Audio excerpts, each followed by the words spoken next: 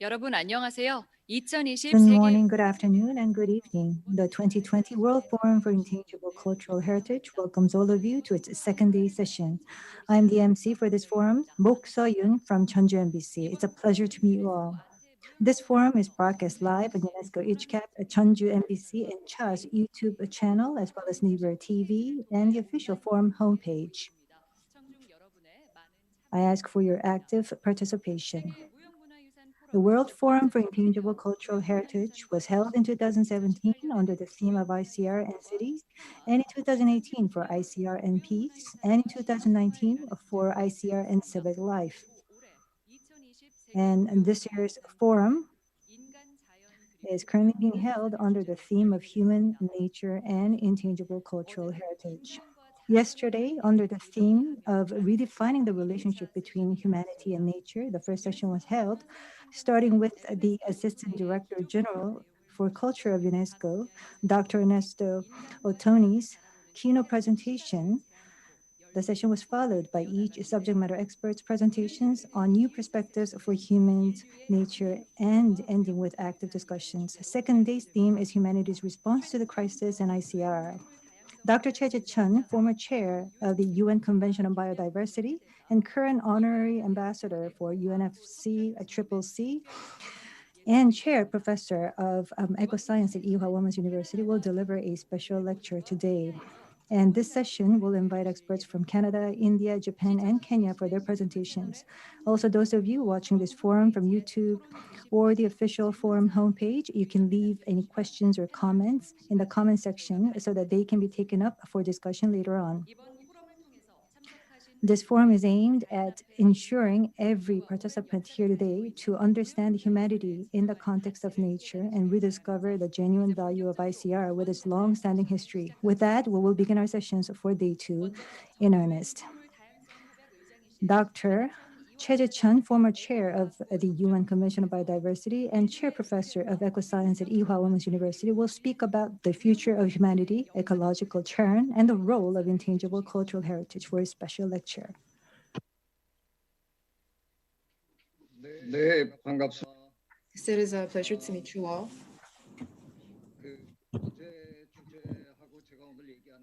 I know that yesterday you had another session, and I think that the theme for yesterday's session is a good segue to my topic today. Right now, humanity around the world is facing a crisis that we've never seen before. This is a completely unprecedented catastrophe of sorts. So we have to ask ourselves, what is the change that we're going to see ahead of us? We have to pull the wisdom of our ancestors. Specifically, I'm referring to ICH. We have to make use of the wisdom that is found in intangible cultural heritage. And with that in mind, I would like to provide a few brief remarks on that subject. I'd like to move on to my next slide. Because of COVID-19, we've seen that many people have said that nature is striking back, that this is the attack of nature.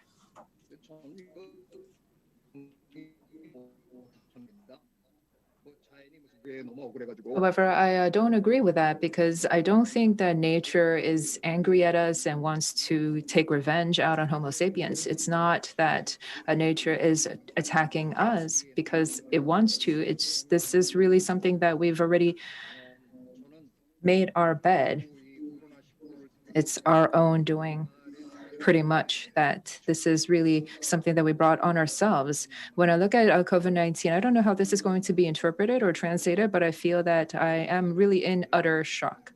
And I say this because if we take a look at this situation that is unfolding around us today, and if we organize the information that we have, it appears that this is likely what happened.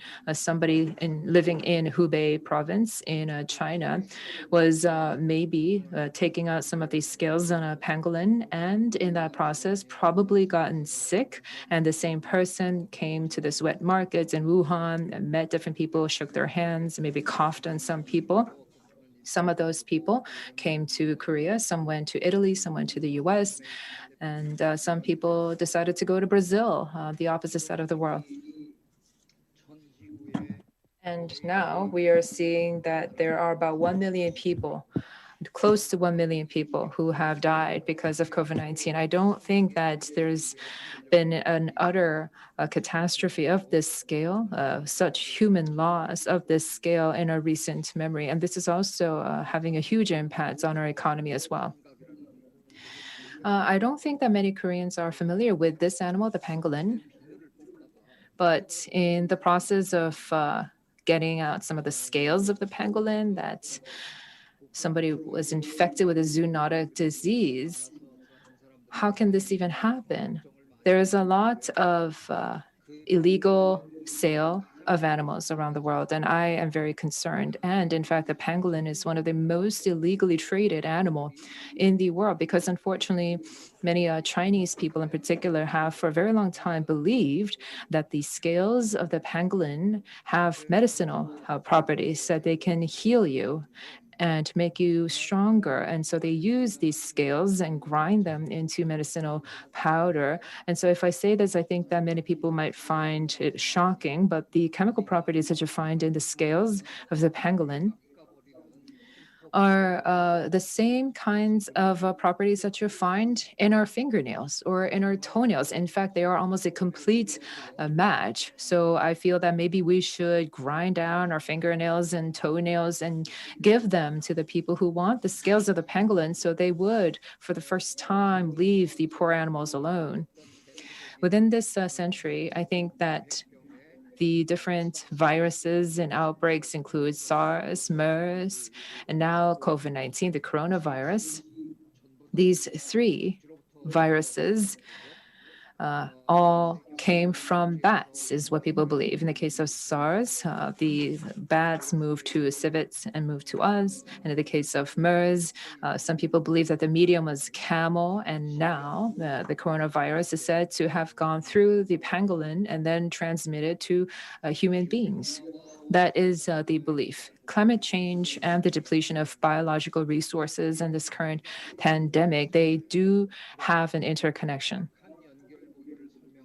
But to explain the clear connection among these three elements is not an easy task. However, I do want to stress one thing in particular. It is that bats typically live in tropical climates.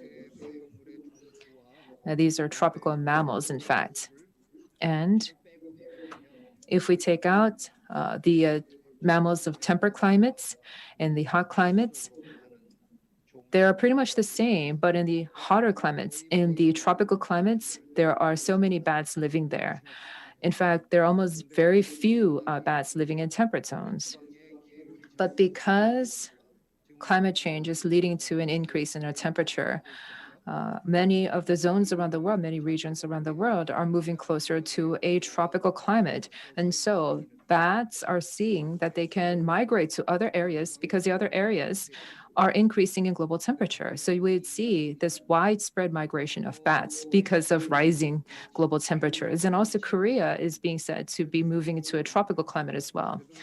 We see there is this a pattern of bat species richness, but at least because many people still live in temperate zones, the physical distance between humans and bats have been wide in the past, but this physical distance is decreasing by the day. Oh, I'm not saying that people would go to a bat cave every day, but because the increase in human species is also growing rapidly. We are increasing in number, and bats are also increasing number. Bats, for their sake, want to just live and rest comfortably in their caves. But because of massive human expansion, the forests are diminishing in size, the woods are diminishing in size, so the bats have nowhere else to go. So the bats are mingling with other wild creatures living in the very decreased size and area of the forest, which are getting closer to humans. So it's just getting easier for these zoonotic diseases to jump to their human hosts. If you were able to imagine yourself as a virus living in a wild animal, and somebody keeps pushing against you, somebody is impacting your host, that makes you nervous and uncomfortable. So you, as the virus, would jump to another host.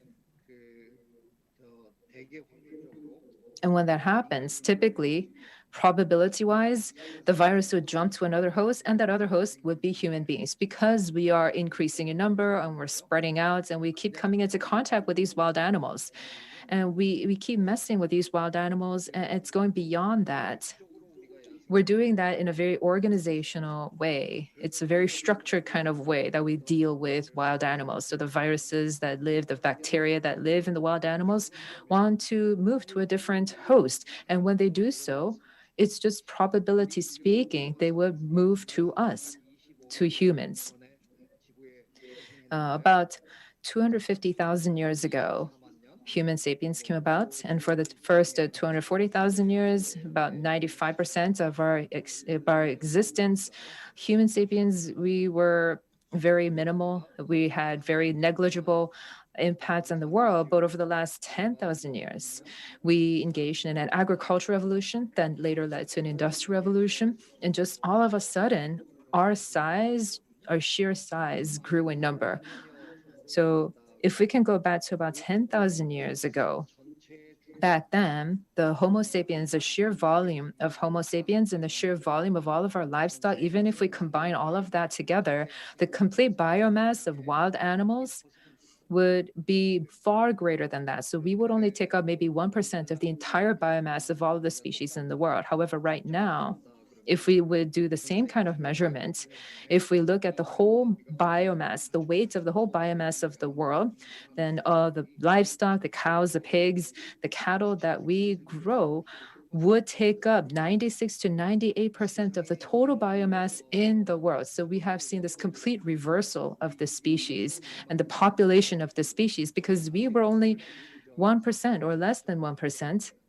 And maybe even taking up all of our livestock, that would be 2 to 3%. But now we together take up 96 to 97% of the biomass. So we see all of these viruses and bacteria that feel they must move to another host. And when they do so, the likelihood is that they will pretty much go to one of the livestock that we raise, or to human beings, which is why almost every year over the last few decades, we've seen all of these outbreaks of different viruses and bacteria-based diseases, SARS virus, Zika, Ebola, this new COVID-19 virus.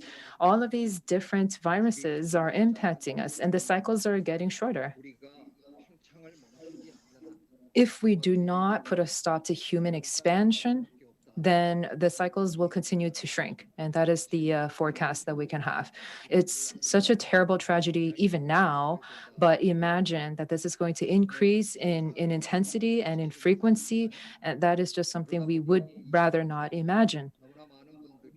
Which is why so many people are hoping and praying for a vaccine to come any day now. And I also really would like to see a vaccine come to market soon. However, I don't think it's going to be that easy to develop a vaccine. It's just not a simple task. If you look back into, if you look back over all of these virus outbreaks, SARS, MERS, Zika, Ebola, AIDS, if you look back over all these outbreaks, you would find that there's not a single disease that has seen a virus. We've seen many famous people getting sick AIDS is something that impacted many celebrities and many famous people. And there's been a lot of efforts made over the last few decades. Even now, we still don't have an AIDS vaccine because it's just so difficult a task. And so only when we create the vaccine, we feel that things would get better, but we can't just wait for a vaccine to come. It's not very likely and it's not going to be easy, which is a message that I've been saying to some people. And I know that many people did not like what I said. It was controversial coming from a scientist like me. But I have said that we really need to espouse an eco vaccine and a behavior vaccine over a medical chemical vaccine. And you might wonder why I'm talking about this. I think Westerners, people in Western nations, are very uncomfortable wearing a face mask. However, if we take a look at the Korean people, we have really been very faithful in our use of face masks. We've been very diligent about washing our hands and engaging in social distancing. And these are some of the things that we can put into action. So when a virus moves from one host to another host, we will be effectively blocking that movement through these activities that we're taking, like washing our hands and wearing our face masks. And when we can all engage in these activities together, we are effectively functioning as a vaccine. But I think that there is something that we can do even deeper, something that we can really do at the source. If we had not messed with pangolins in the first place, then we would not have COVID-19. So if we can have respect for nature and preserve nature as it stands and just go about our daily lives with this respect of nature in mind, then our lives all would be so much more beneficial. But all of the resources that we use come from nature. So I guess it's impossible to say that we would not approach or touch nature in any way. However, it's very important for us to not engage in relentless destruction of nature, because if we do so, then going forward, we will continue to see these virus outbreaks.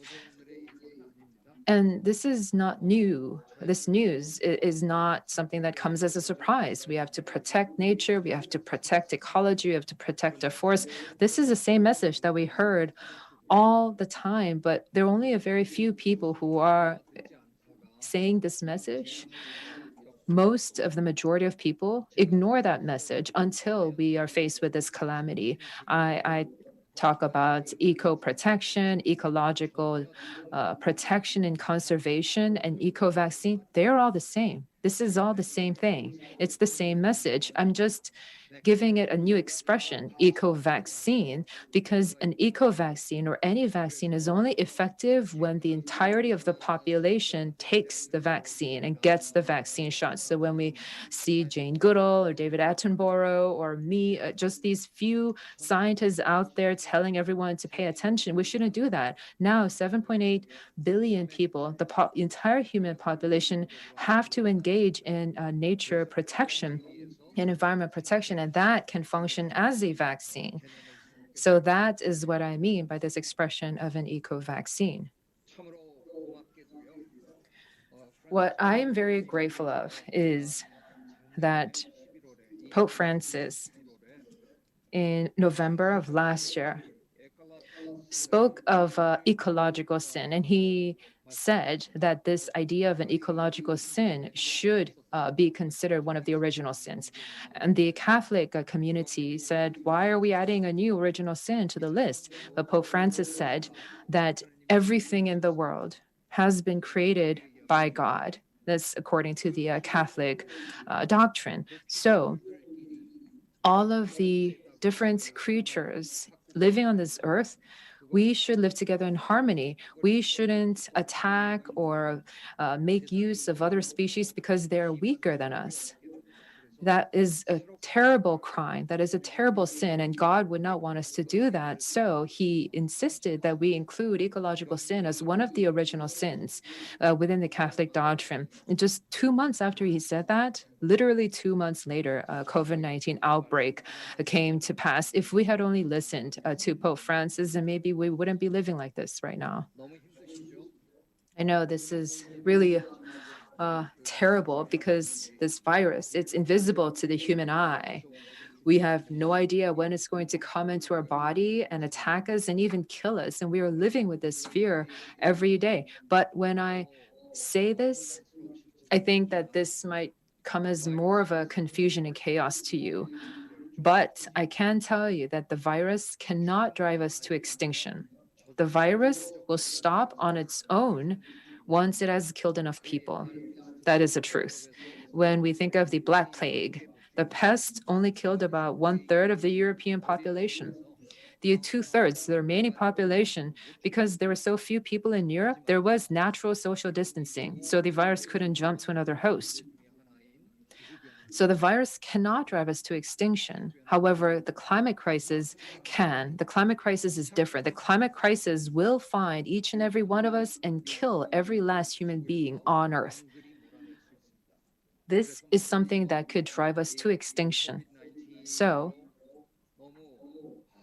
I know that we look at COVID-19 and we're concerned about what's going to happen to the fate of humanity, but really, let's take this opportunity to think about climate crisis. We have to completely rethink climate crisis because it's only going to get worse, and we have to put into action what we need to do and solve this problem. This is really the time that we must act.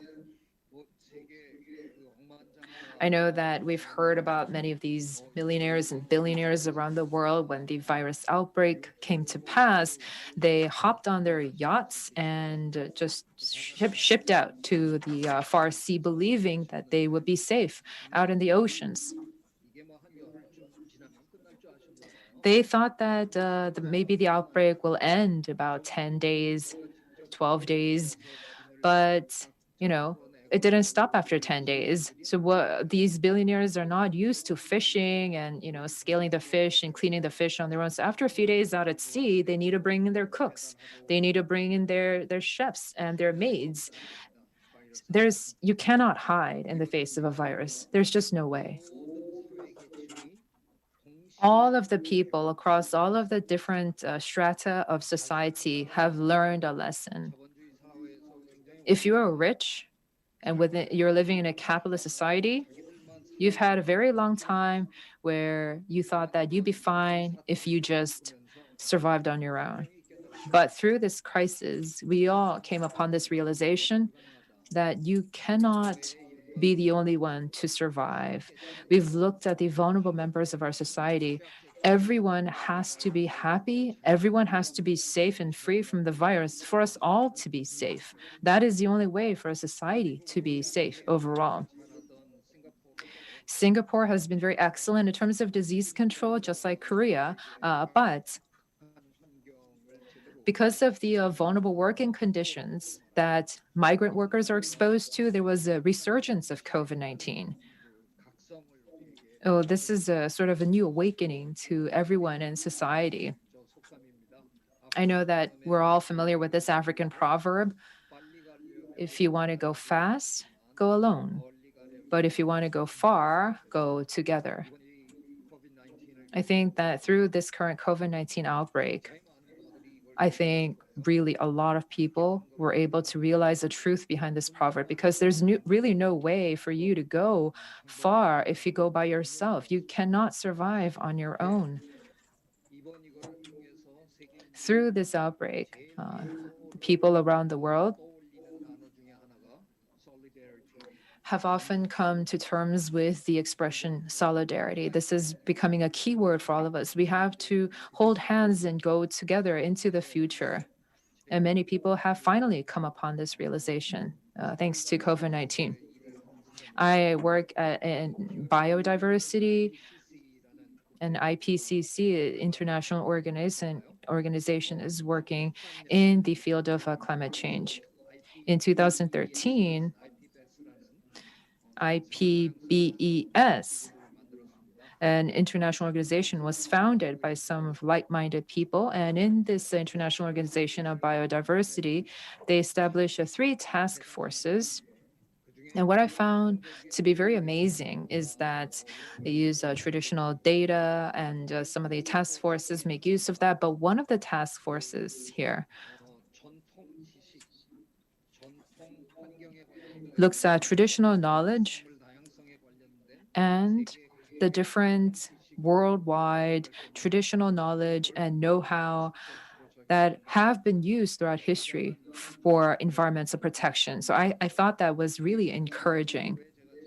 And the reason I'm bringing this up is because biologists like myself, we know that the traditional communities have this great awareness of Mother Nature. And I think that that recognition of nature is way beyond what our current thinking of nature is. However, this awareness of traditional communities on how they kept up biodiversity and lived together with nature, this idea and the spirit of coexistence has always consistently been founded on solidarity, on the spirit of solidarity. If you look at any of these ethnic and traditional communities around the world who honor and respect nature, they've always emphasized solidarity. So through this COVID-19 outbreak, we have to realize that we're humans, we have to work and live together. We have to go together. And based on this realization, we have to harness this knowledge and these different know-how and the expertise that we have accumulated throughout our history, especially the ones that exist in our traditional communities, especially when it comes to intangible cultural heritage. They can give us answers for us to go into the future. Humanity has faced transitions across all of our history. This is what sociologists often mention. It's the turn. There's a linguistic turn where we've seen this turn in our language, and there's cultural turn where we've seen this rapid shift in our culture. Over the last few decades, we've seen information turn, technological turn, these different expressions that have come out about 20 years ago or so. Rather than these different turns, I felt that the most important and the most urgent turn is an ecological turn. I have consistently made this argument. We call ourselves Homo sapiens. That's our current species. Sapiens in English means wise. So basically, we are calling ourselves wise as a species. But if we were really wise, then we would not have done this to our surrounding environments. We should have been more prudent. We have completely taken for granted our surroundings, and we've laid waste to utter destruction. That's why we are living as we are right now. So we want to take this opportunity and go beyond Homo sapiens. Instead of calling ourselves wise and smart, we have to try to think in terms of coexistence, where we would live in harmony with the rest of the biomass. So we should call ourselves Homo symbios. Homo symbios means that we would live in symbiosis together with the species around the world. I know that many other experts have said as much, but not many people have listened to their words. But recently, I had a conversation with Dr. Jane Goodall, and we both came to an agreement that maybe we could not do this, but this invisible virus is able to do what we cannot do. Through this catastrophe, I was able to see the people around me, and I was able to see that many people who don't usually care about environmental concerns have come to the realization that, oh my goodness, things will be really bad for us if we continue down this path. We have to change. So I think that we might be there. We might have increased that level of awareness for the people around the world. But now we have to go a little bit further and translate that into action. So that is the next step. And I believe that wisdom, much of that wisdom, can be found in the intangible cultural heritage that have been passed down across generations, which is why I anticipate much from your work. Thank you very much for your attention. Thank you very much. That was Dr. Chun. So understanding the causes, the root cause of the current crisis and the way forward. So thank you for the presentation. Now we're going to begin session 2 on the topic of humanity's response to the crisis on intangible cultural heritage. I ask for your patience. Thank you.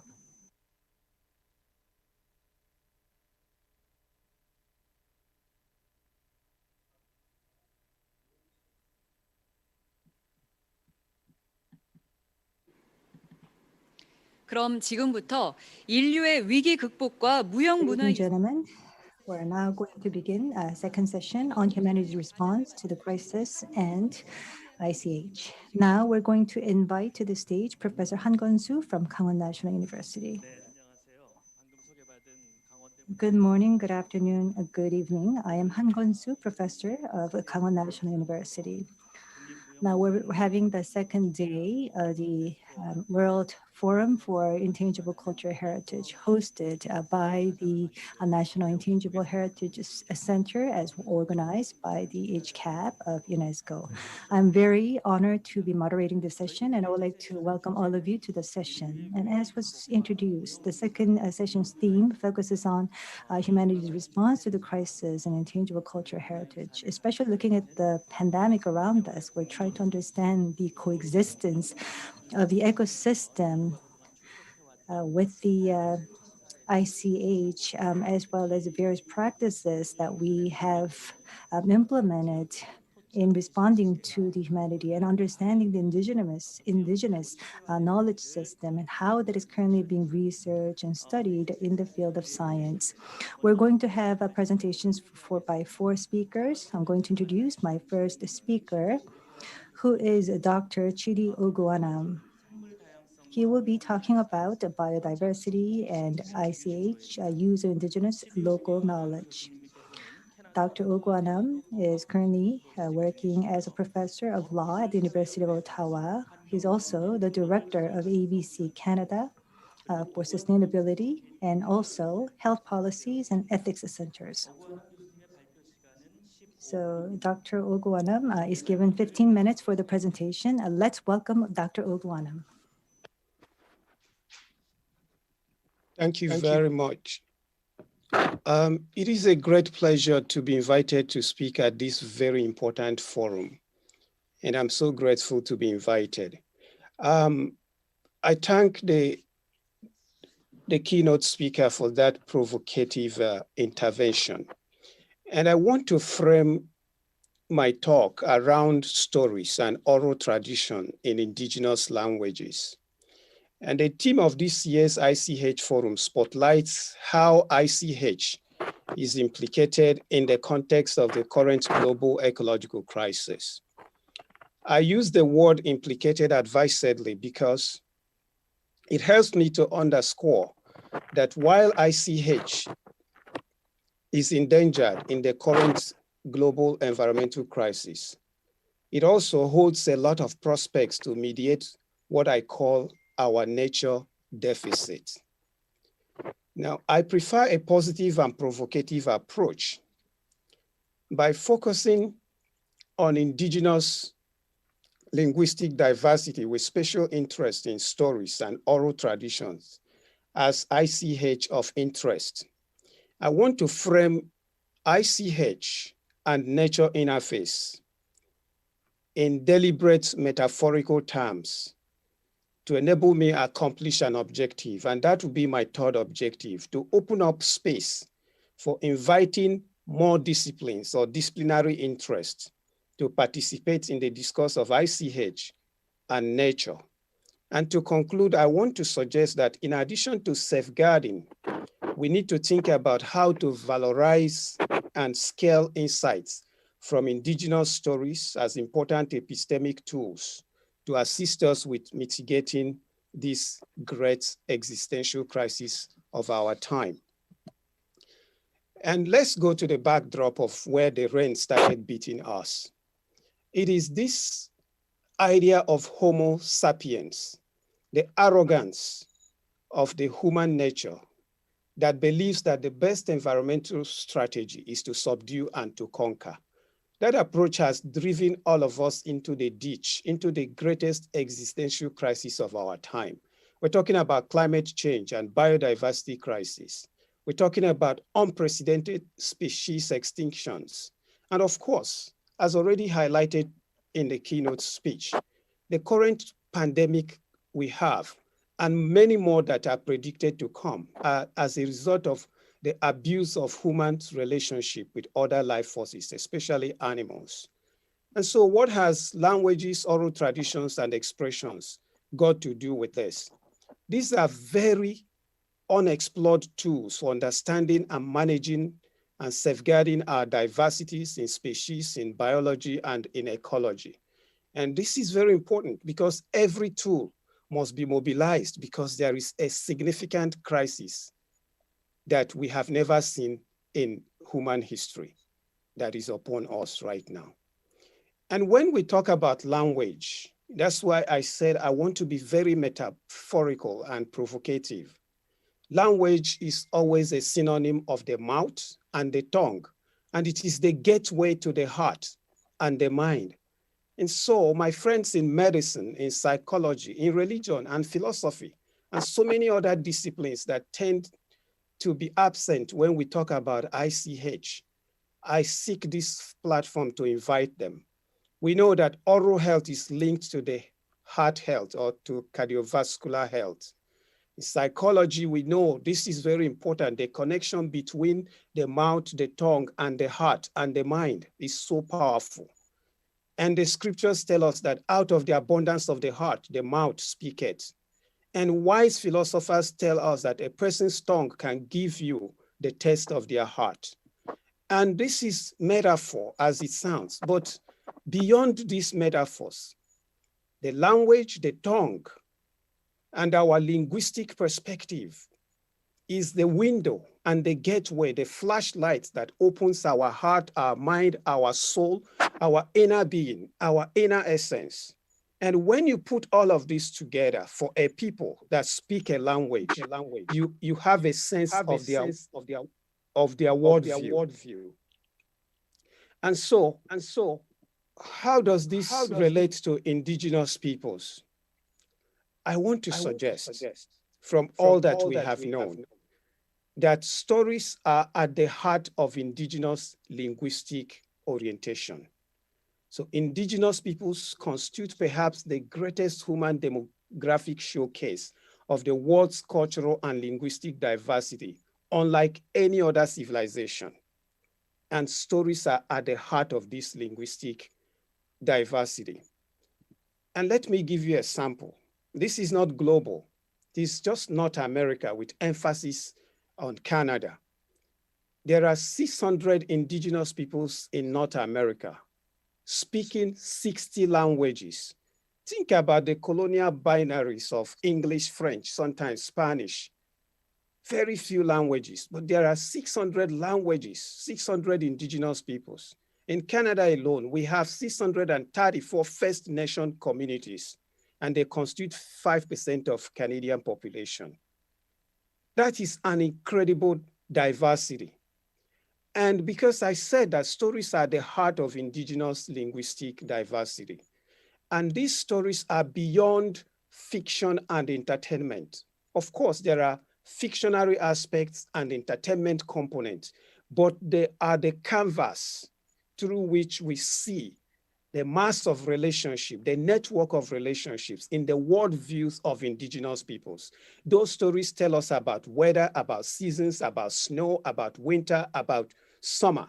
They tell us about the creation, about the Mother Earth, about lands, about dreams and revelations.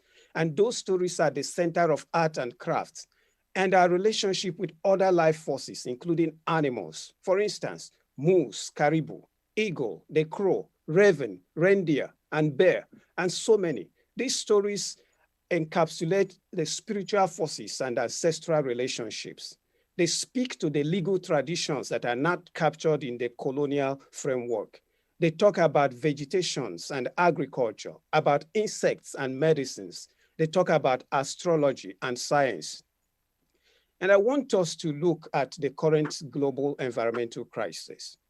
And most scientists are looking to indigenous peoples, their relationship with iconic animals. And some of these relationships are embedded in stories, and they are very symbolic to understand and have an insight into how indigenous peoples have managed very tough environments in a very sustainable manner and culture.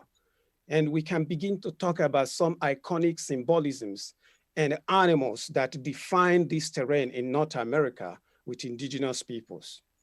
And these are really a representation of how people have navigated with nature in harmony and respect that we have never witnessed. We have lost this, and this is a time to go back to the first principles.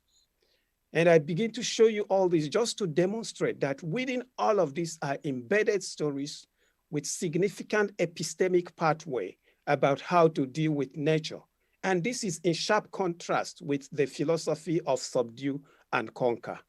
And within these stories, we also see another worldview of art and creativity that define a people, that inspire a people through their relationship with animals and other life forces. And so the ABS Canada Research Project conducted a 4-year study captured in about 13 chapters in a monograph. And one of them that really speaks to the intersection of ICH and global environmental crisis is a study that made a link across ICH, indigenous languages, stories, oral literature, and legal traditions, and provided insights into the plural legal and philosophical pathways to access and benefit sharing as a critical policy strategy for biodiversity conservation. And as some of us may know, the ABS framework was set up by the Nagoya Protocol, and is one of the tools to incentivize indigenous and local communities' ecological investment on sustainability. And through this study, we discovered that instead of looking at colonial legal traditions, for instance, intellectual property, about royalty sharing, and is still within the philosophy of subdue and conquer, to take Mother Nature as our own instrument to subdue and to use it without reference to tomorrow. We found that there are legal traditions in indigenous communities that have an alternative framework to approaching access and benefit sharing.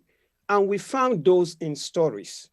A very leading Aboriginal law professor called Larry Shatrand was able to extract the principles from the Dene stories. The Danes are the indigenous peoples of Canada, mainly found in the Northwest Territories. And about 9 of their stories were explored in order to extract principles that are suitable for access and benefit sharing. And those principles are mind-boggling in a way because Aboriginal legal traditions are supposed to be the component legal tradition in Canadian jurisprudence. And that has been affirmed by the courts and is being implemented by the Truth and Reconciliation Commission.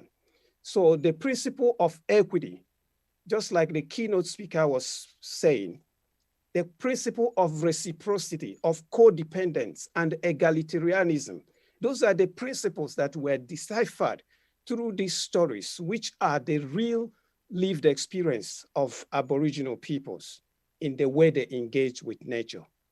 And so the stories are as diverse as there are linguistic diversity. They are diverse in themes, in substance, in subject, in audience, in imagery, and in purpose. So these stories are of indigenous peoples and their language. Collectively, they are indicative of environmental ethics of stewardship, accountability, and overall egalitarian worldview of humanity's relationship with other life forces. And this is in contrast and far removed from the dominant ideology of subdue and conquer that has driven the whole world and humanity into this current crisis. And so what do we take away from this? ICH is a very powerful tool for managing environmental crisis. And it is true that the ICH Convention made a lot of references that draw the connection between ICH and environmental stewardship, but they are really indirect and embedded. And there has never been a time better to begin to call that into action in terms of reifying the importance and the connection between intangible cultural heritage and environmental accountability. So efforts at reviving indigenous languages should aim at valorizing its epistemic value and its epistemic value added. Beyond fiction, accompanying stories are inherently insightful and potentially incredible resourceful tool to reimagine policies for combating nature deficit. So the point then is this: it is important that we safeguard indigenous languages and stories. But beyond safeguarding, how do we valorize them? How do we call them practically as a pathway to environmental ethics and accountability? This has to be part of the DNA of UNESCO and the ICH program. Thank you very much.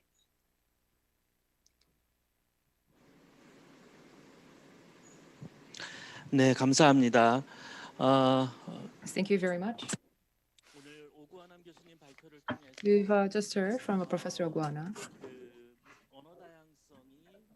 heard about these different linguistic diversity, the contribution that it makes to enhancing biodiversity and ecological diversity. And he talks about these different stories revolving around ICH and how they are spreading the values and the lessons that we as humanity should learn. Listening to Professor Oguami's presentation, I remember these people in Korea living in the fishing villages. They have many different, maybe dozens of words to describe particular movements of the ocean, but we don't really use those vocabulary in our everyday life. So I think that within a linguistic diversity, the knowledge and the knowledge systems and the observations of nature, they all come into play. And we want to try to make use of that as lessons in the modern world. So he did mention that in his presentation, and I believe that those discussions in modern day today is something that we need to do, going beyond just safeguarding and transmitting that knowledge, but also something that we can put into practice in our everyday lives. So thank you very much for that. Our next presentation is going to be given by Dr. Rahul Goswami. Dr. Rahul Goswami will be talking about India's disaster reduction and management through intangible cultural heritage. Dr. Goswami has been a UNESCO ICH facilitator since 2011. And for the last 9 years, he has worked together with government agencies, scholars, academics, and also different transmitters of ICH around Asia and providing advice and insight to these different communities. I'd like to give you 15 minutes for your presentation. We'd like to hear your talk now.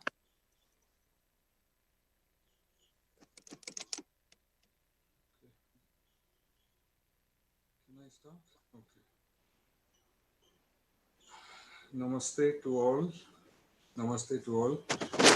My sincere thanks to the organizers of the 2020 World Forum for ICH, and my congratulations to them for organizing this very important gathering on the theme Human Nature and ICH. And I'm especially honored to be part of the panel on humanity's response to the crisis and ICH. And I thank very much the previous two speakers for setting the tone and giving us a great deal of information and perspective about which to think. So I have with me a text that I have prepared, which I hope will be able to explain the sort of work that we have done. This, I mean, not from the point of view of the convention's work. This relates to the Ministry of Environment and Forests, a particular center that concentrates on environment education and capacity building, with which I have been associated for 15 years. And I will describe what we do and why we think it is important for ICH and for knowledge systems. It had taken a few weeks for the roads to be cleared of rockfalls and to be made safe enough for vehicles taking essential goods and supplies in the wake of the 2013 flash floods and landslides in the Western Himalayan region, in particular the mountainous state of Uttarakhand. A small team from the specialist center that I am associated with, the Center for Environmental Education Himalaya, was traveling to a few of the villages that had been affected, which were also villages in which the center had been working for some years prior to the natural disaster. Those in the small group were anxious. There had been no way to contact people in the villages, nor even local administrators in these sub-district offices. Phone lines had yet to be restored, and mobile phone towers were being only very slowly replaced. Had there been casualties amongst the groups that our center had trained? Were homes and school buildings still standing? No one would know until they actually reached.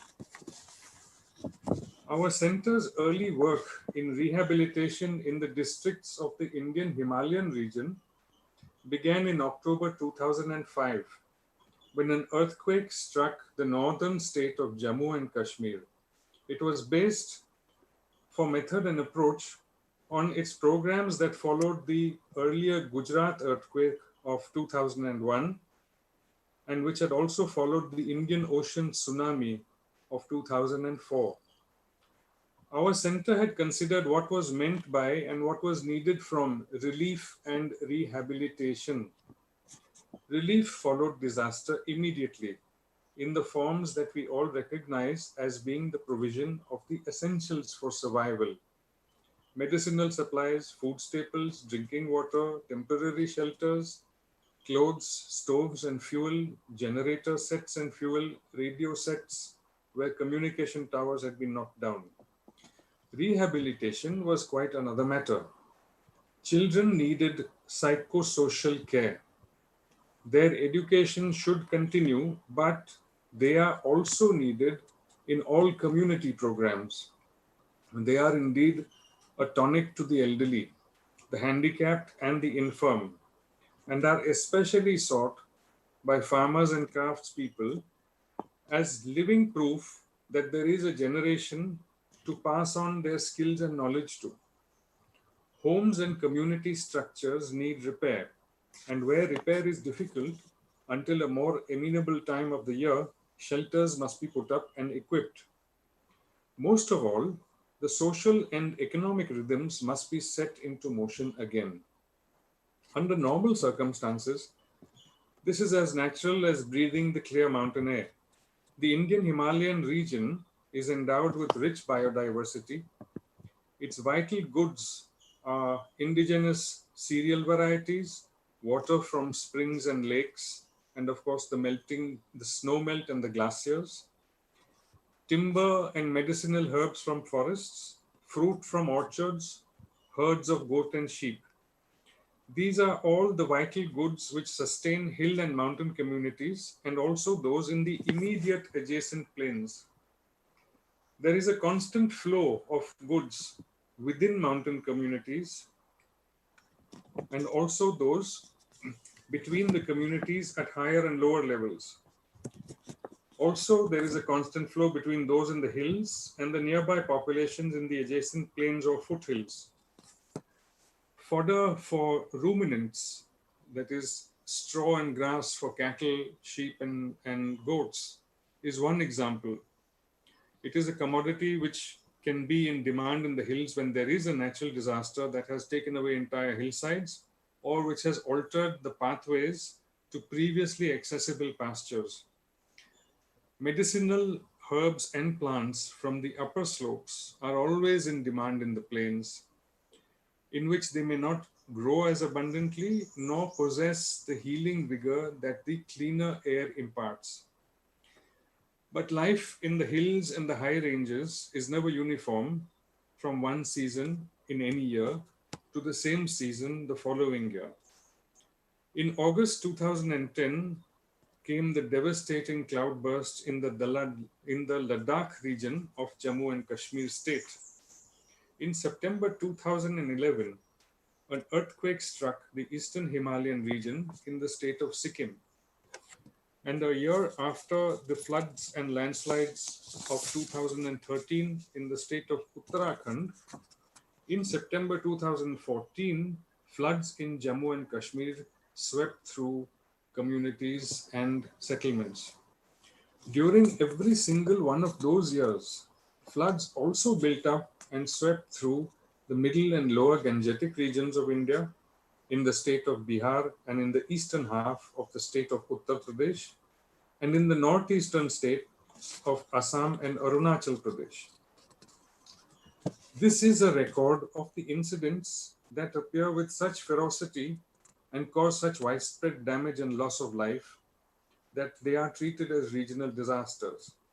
My experience through the years I spent as advisor to the Center for Environment Education Himalaya, and likewise when documenting traditional cultivation practices while with a multi-year program under the Ministry of Agriculture, also thereafter as advisor to several regional organizations dedicated to cultural or environmental or agricultural subjects, has shown that major setbacks to communities arise in several ways. The impact of a natural disaster is rapid and can be paralyzing for a community. Yet no less paralyzing are the other impacts that are slower and not as visible. From the point of view of the safeguarding of ICH and of local and indigenous knowledge systems, it is all such impacts that should be addressed. One of the rules of thumb that we adopt in the field, which comes from the area of rural development, is that the cycle of fortunes and misfortunes tend for the most part to occur in cycles of 4 years. That is, we could discern a pattern to the lives of households, whatever their primary occupation, in rural regions, whether mountainous regions or in plains or in river valleys. The pattern is this: 2 of the 4 years are likely to be unremarkable. In 1 year, there may be expected a serious sickness amongst a family member, and this serious sickness could even lead to death. And in the 4th year, there is very likely to be some manifestation of a natural calamity, whether a typhoon, a drought, floods, or earthquake. So the question is, what does such a pattern do to the household? Simply this, that the better fortunes of 2 years may balance the worse fortunes of the other 2. If by chance the household sees 3 unremarkable years or 3 years in which there is no calamity, then it can save some money and build some capital to give it the luxury for planning for a further future. So the question is, where does the impact point of the disaster lie, and over how much of the following period does its aftermath fall? Judging these are very important for any and all work on the safeguarding of ICH and the safeguarding of indigenous and local knowledge systems. A natural disaster event is taken as the initial moment of major disruption to a region and its communities, and thereafter relief and rehabilitation take their courses, respectively for a short and intense period, and therefore thereafter for a longer duration that requires careful monitoring and support. Yet our experience has shown that this point of view should, more often than not, be modified by circumstance. Especially in rural settings, influencing factors are many and combine to create great complexity. To illustrate, a natural disaster may occur during the lean phase of the 4-year cycle, by which is meant either of those 2 years in which the household faces some misfortune. If it does at that time, then the longer period of rehabilitation will in fact be a much more demanding task. Likewise, a natural disaster or an uncommon seasonal event like a flood or drought may occur between 2 and 3 years after the stable period of a 4-year cycle. In which case, what happens is that the beneficial gains of that stable period are quickly erased. That means savings are wiped out, capital accumulation stops. When this happens, it is the psychological, emotional, community solidarity aspects that need much more attention than the emergency restoration of basic material needs. During all these events, from 2005 onwards, CEE Himalaya focused on social structures and especially the existing networks of support and mutual care that are found in learning groups. These are more usually informal or non-formal rather than formal. Although the school building structure very often becomes a center for all kinds of community activity that includes children, adolescents, youth, young adults, and older folk. For several programs that followed some of the natural disasters I mentioned, our center coined the term rebuilding as the prefix to describe the collective efforts. So we have had programs such as Rebuilding Hope, Rebuilding Trust, Rebuilding Faith. These were chosen to signify the innate strengths of communities, which with limited external support repair themselves and find ways to rebuild households and community life that has been interrupted, sometimes tragically, sometimes with near total destruction of assets such as swidden plots or farm animals.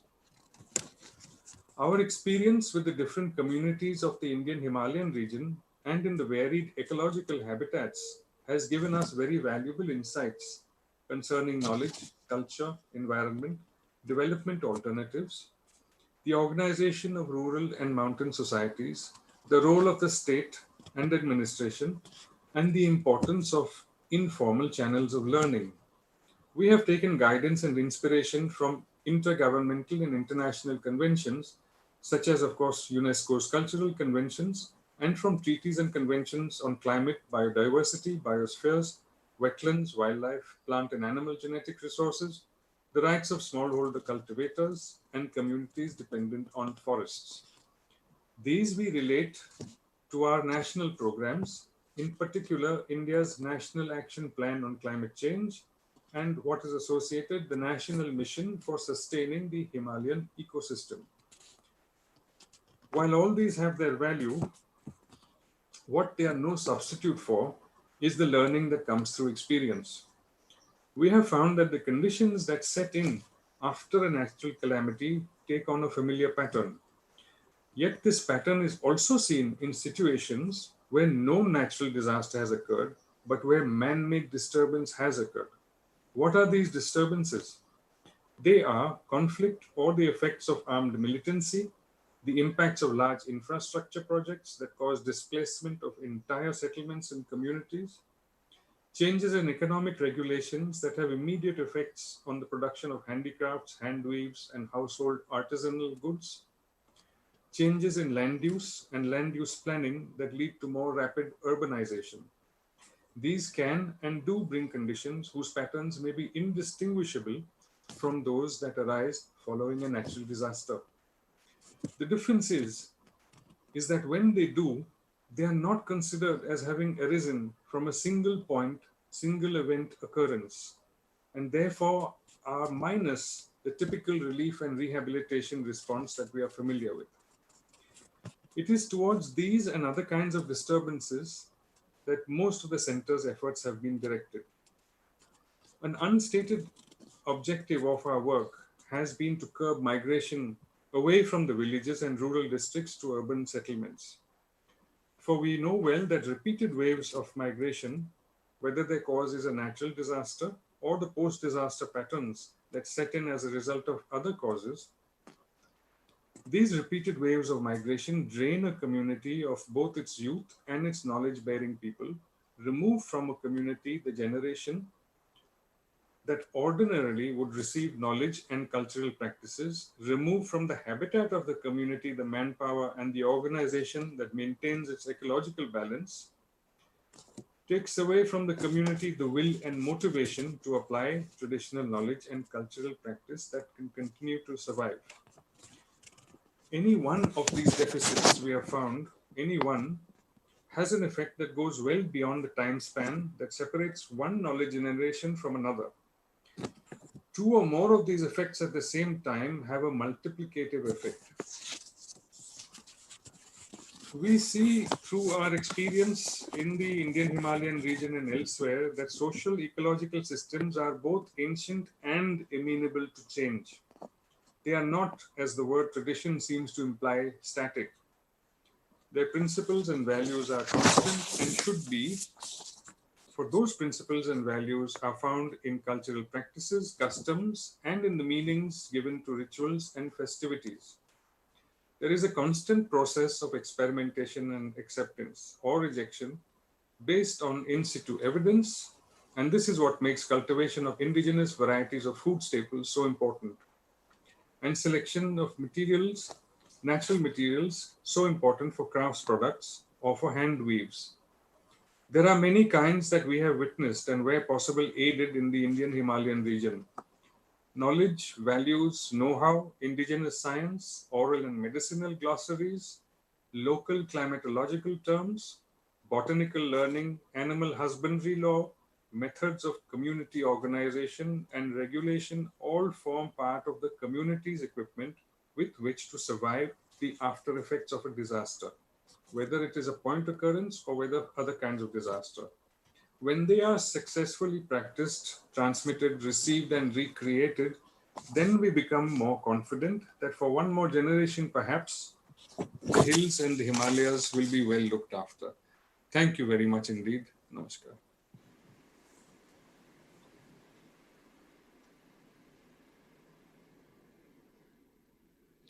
네, 감사합니다.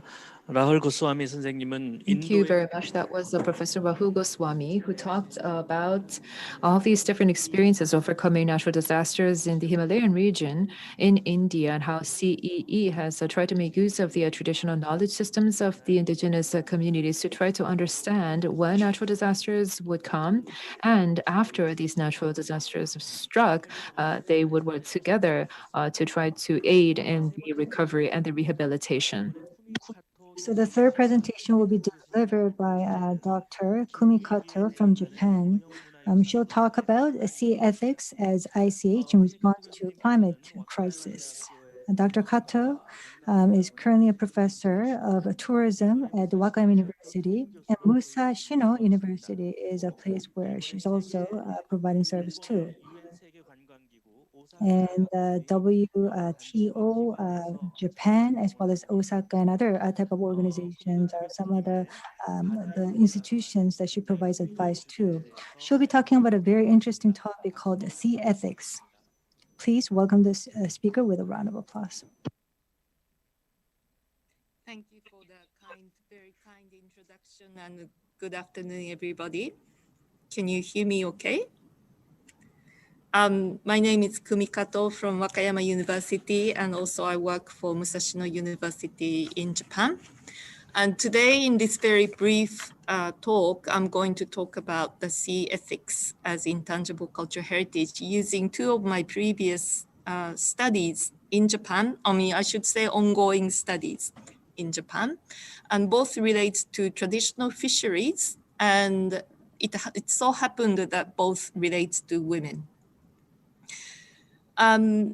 My intention today is to connect intangible cultural heritage and sustainability specifically through this concept of sea ethics, which I believe consists of spiritual practices and beliefs towards in my case, ocean or species harvested, and also those practitioners' senses and intuitive understanding of their world, which already described in the previous speakers. This, I believe, is essential today, particularly as we navigate through this global uncertainty. And it's very important that we actually record these practices and knowledge, as these practices disappearing very quickly. And that is probably also the global phenomena. So I see my role or our role is to record keeping and also interpret and communicate its relevance today, particularly in the context of sustainability. But before I present my two cases, I just like to briefly introduce the key concepts or three key concepts or the three keywords. Oh, sorry, wrong, sorry.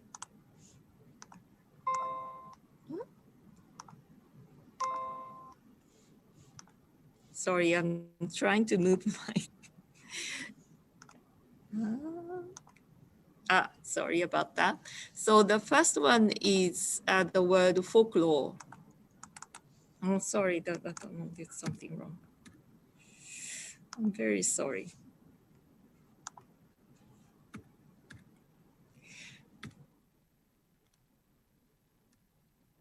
So the very first word is folklore. So what I present as the sea ethics come from ordinary people's knowledge and practice, which may be defined as traditional ecological knowledge, or in Japanese case, it's actually called minzokuchi, place-based vernacular knowledge. That's how I like to define it.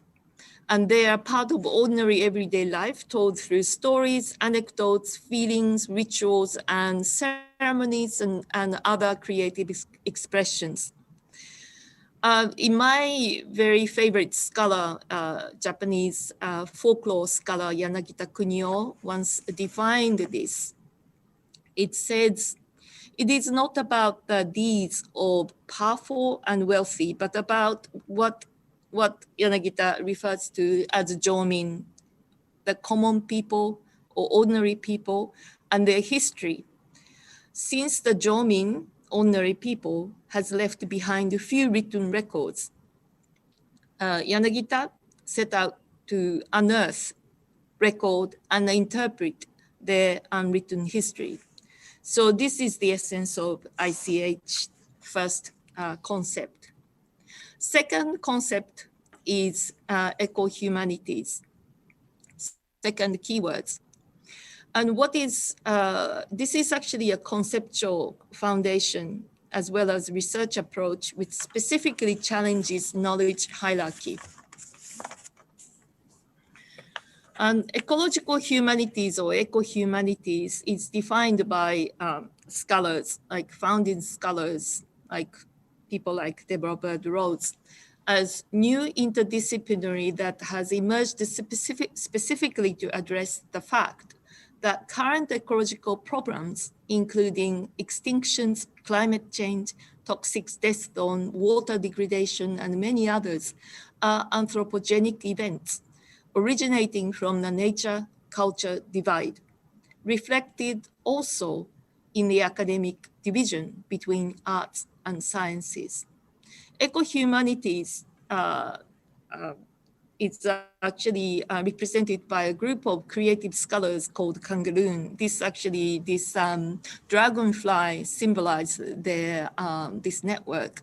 Their manifest actually explains further, our thinking need to be in the service of life, and so does our language. That means giving up preconceptions and instead listening to the world. This means giving up delusions of mastery and control, and instead to see the world as uncertain and yet unfolding. So our thinking need to be curious, experimental, open, adaptive, imaginative, responsible, and responsible. We are committed to think with the community of life and contributing to healing. My third keyword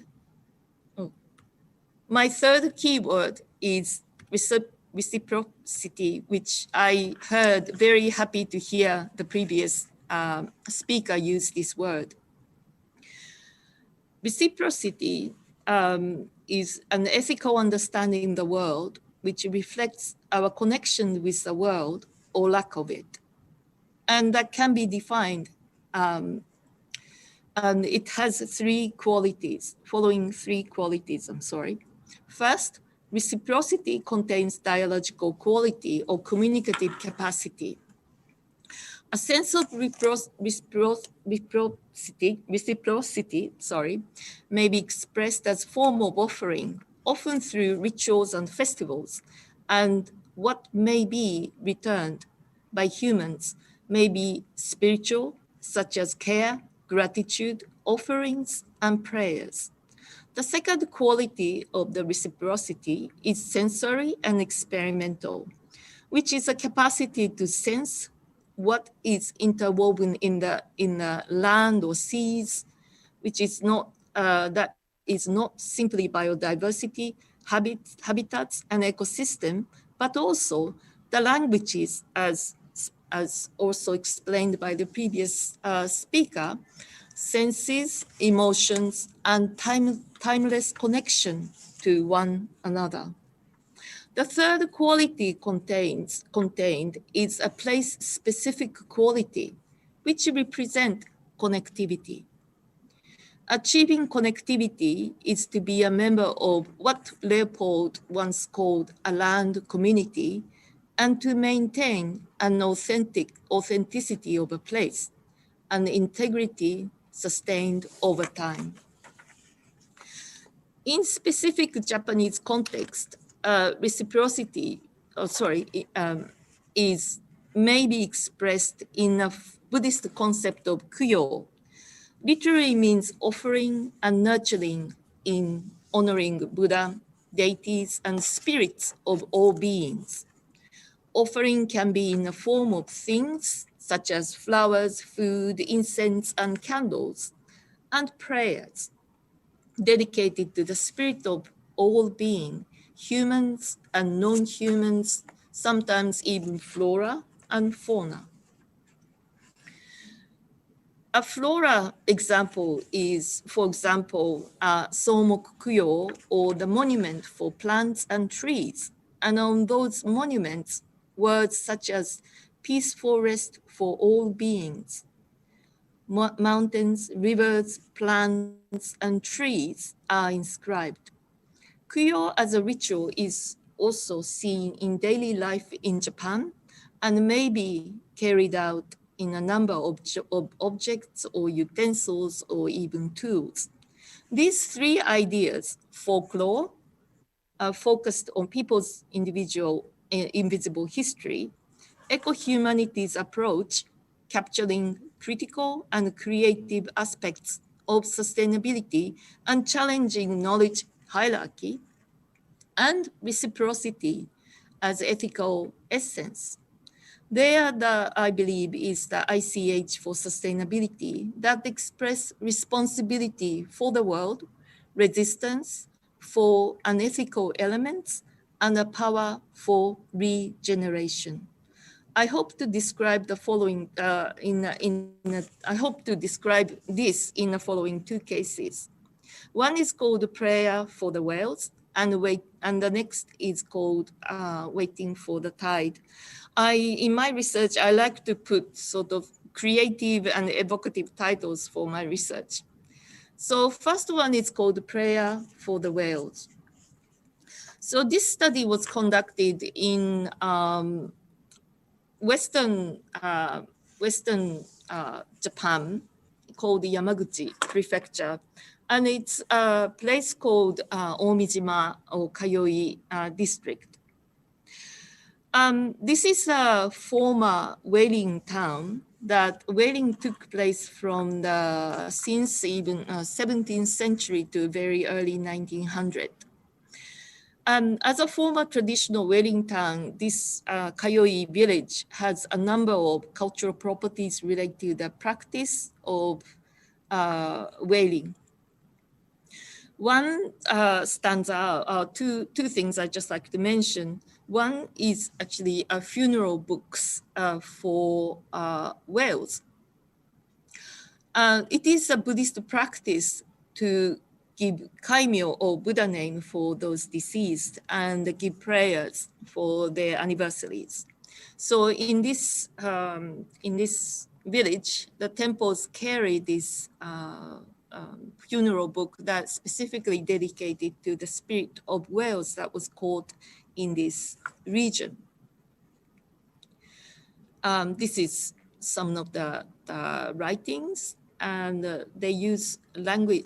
They use characters such as honorable or massive or goodwill, and sometimes showing the seasons such as spring. And the next example is it's a prayer.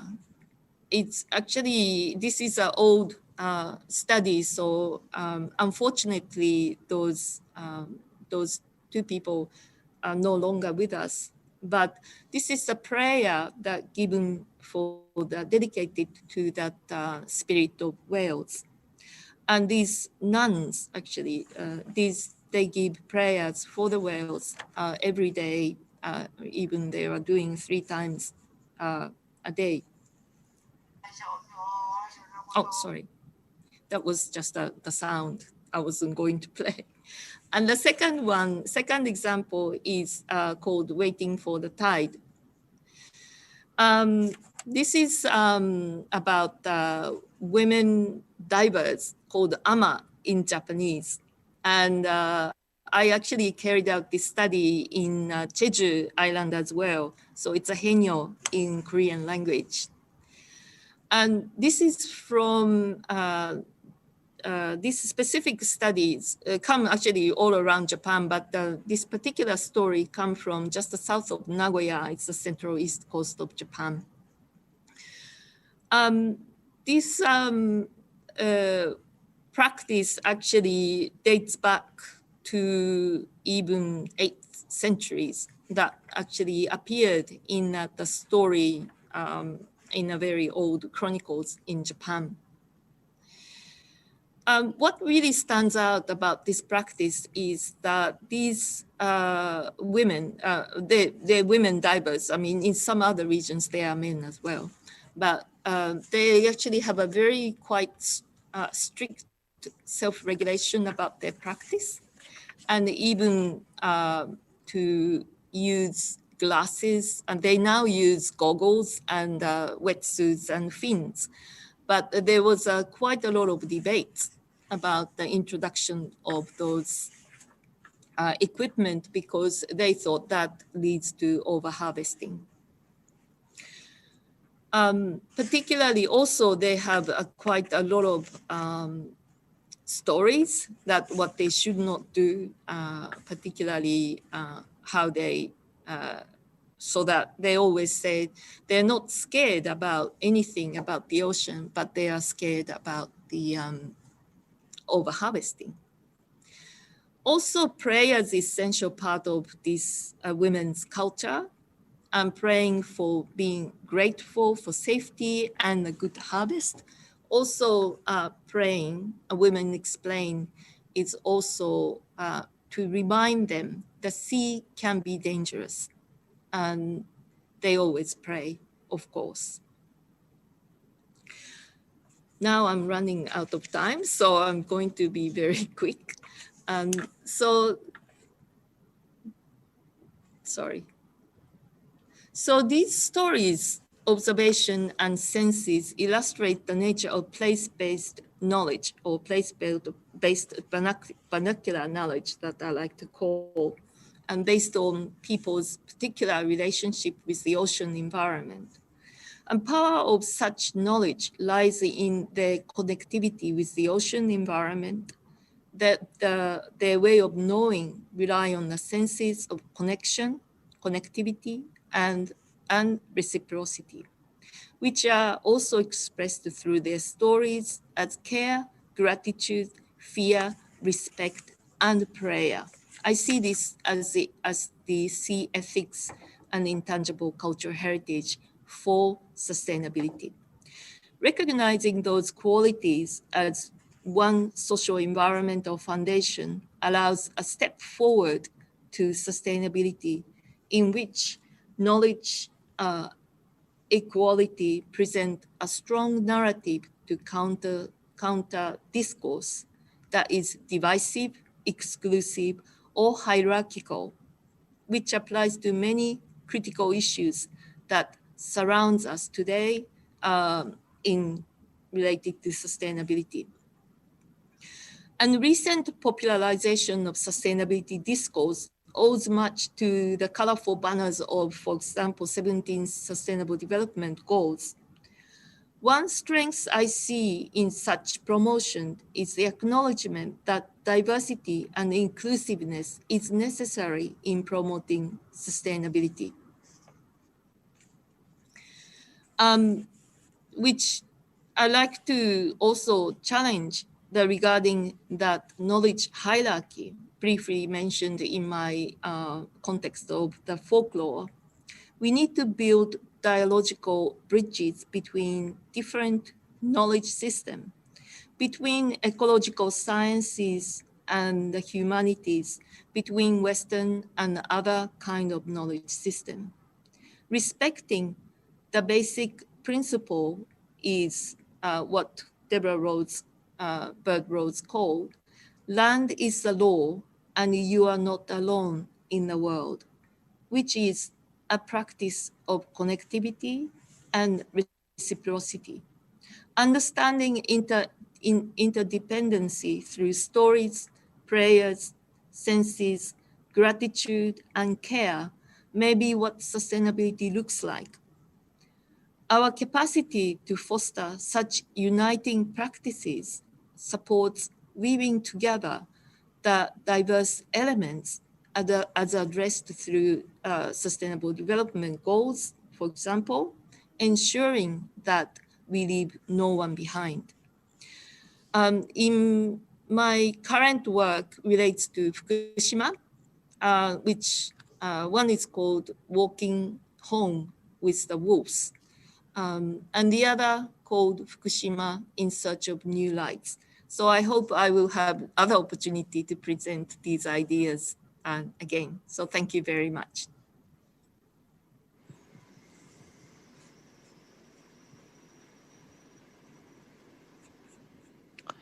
네, 쿠미가토 교수님께서 Thank you, Dr. Kumikato.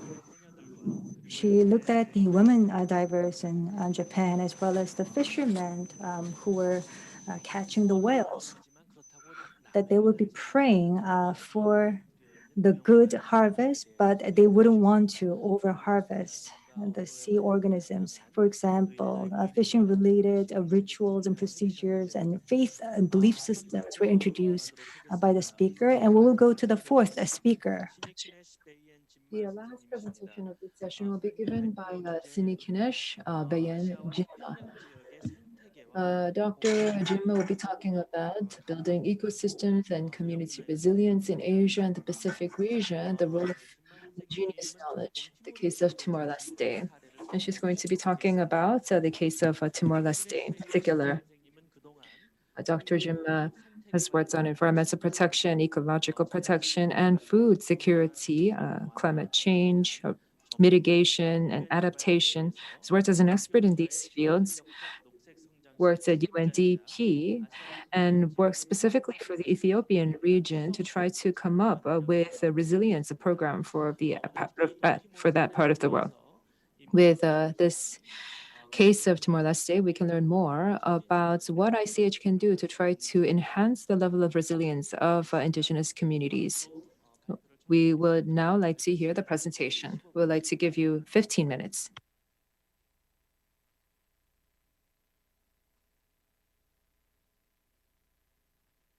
Thank you so much, Chair, for that wonderful introduction. I would like to join the previous speakers to appreciate the organizers of this forum, the National Intangible Heritage Center of the Republic of Korea, the International Information and Networking Center for Intangible Cultural Heritage in Asia and the Pacific region, and the UNESCO. I can't overemphasize the importance and the timeliness of this forum, as it is taking place in a time when the world is facing unprecedented challenge caused by the novel coronavirus. That is why Our discussion focuses on human and the nature and how we live in harmony with the nature for the sustainability and the coexistence of life on the planet Earth.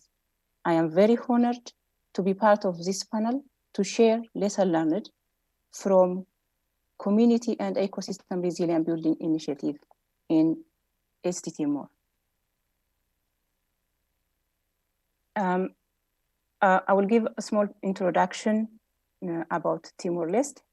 Timor-Leste is the newest and the small island in Asia and the Pacific since they restored their independence in 2002 with a total area of 15,000 square kilometers. It is the house of 1.2 million people. Of course, 70% of the population lives in rural area, depend on agriculture and fishery for their livelihoods. 2/3 of the population also live in the coastal area.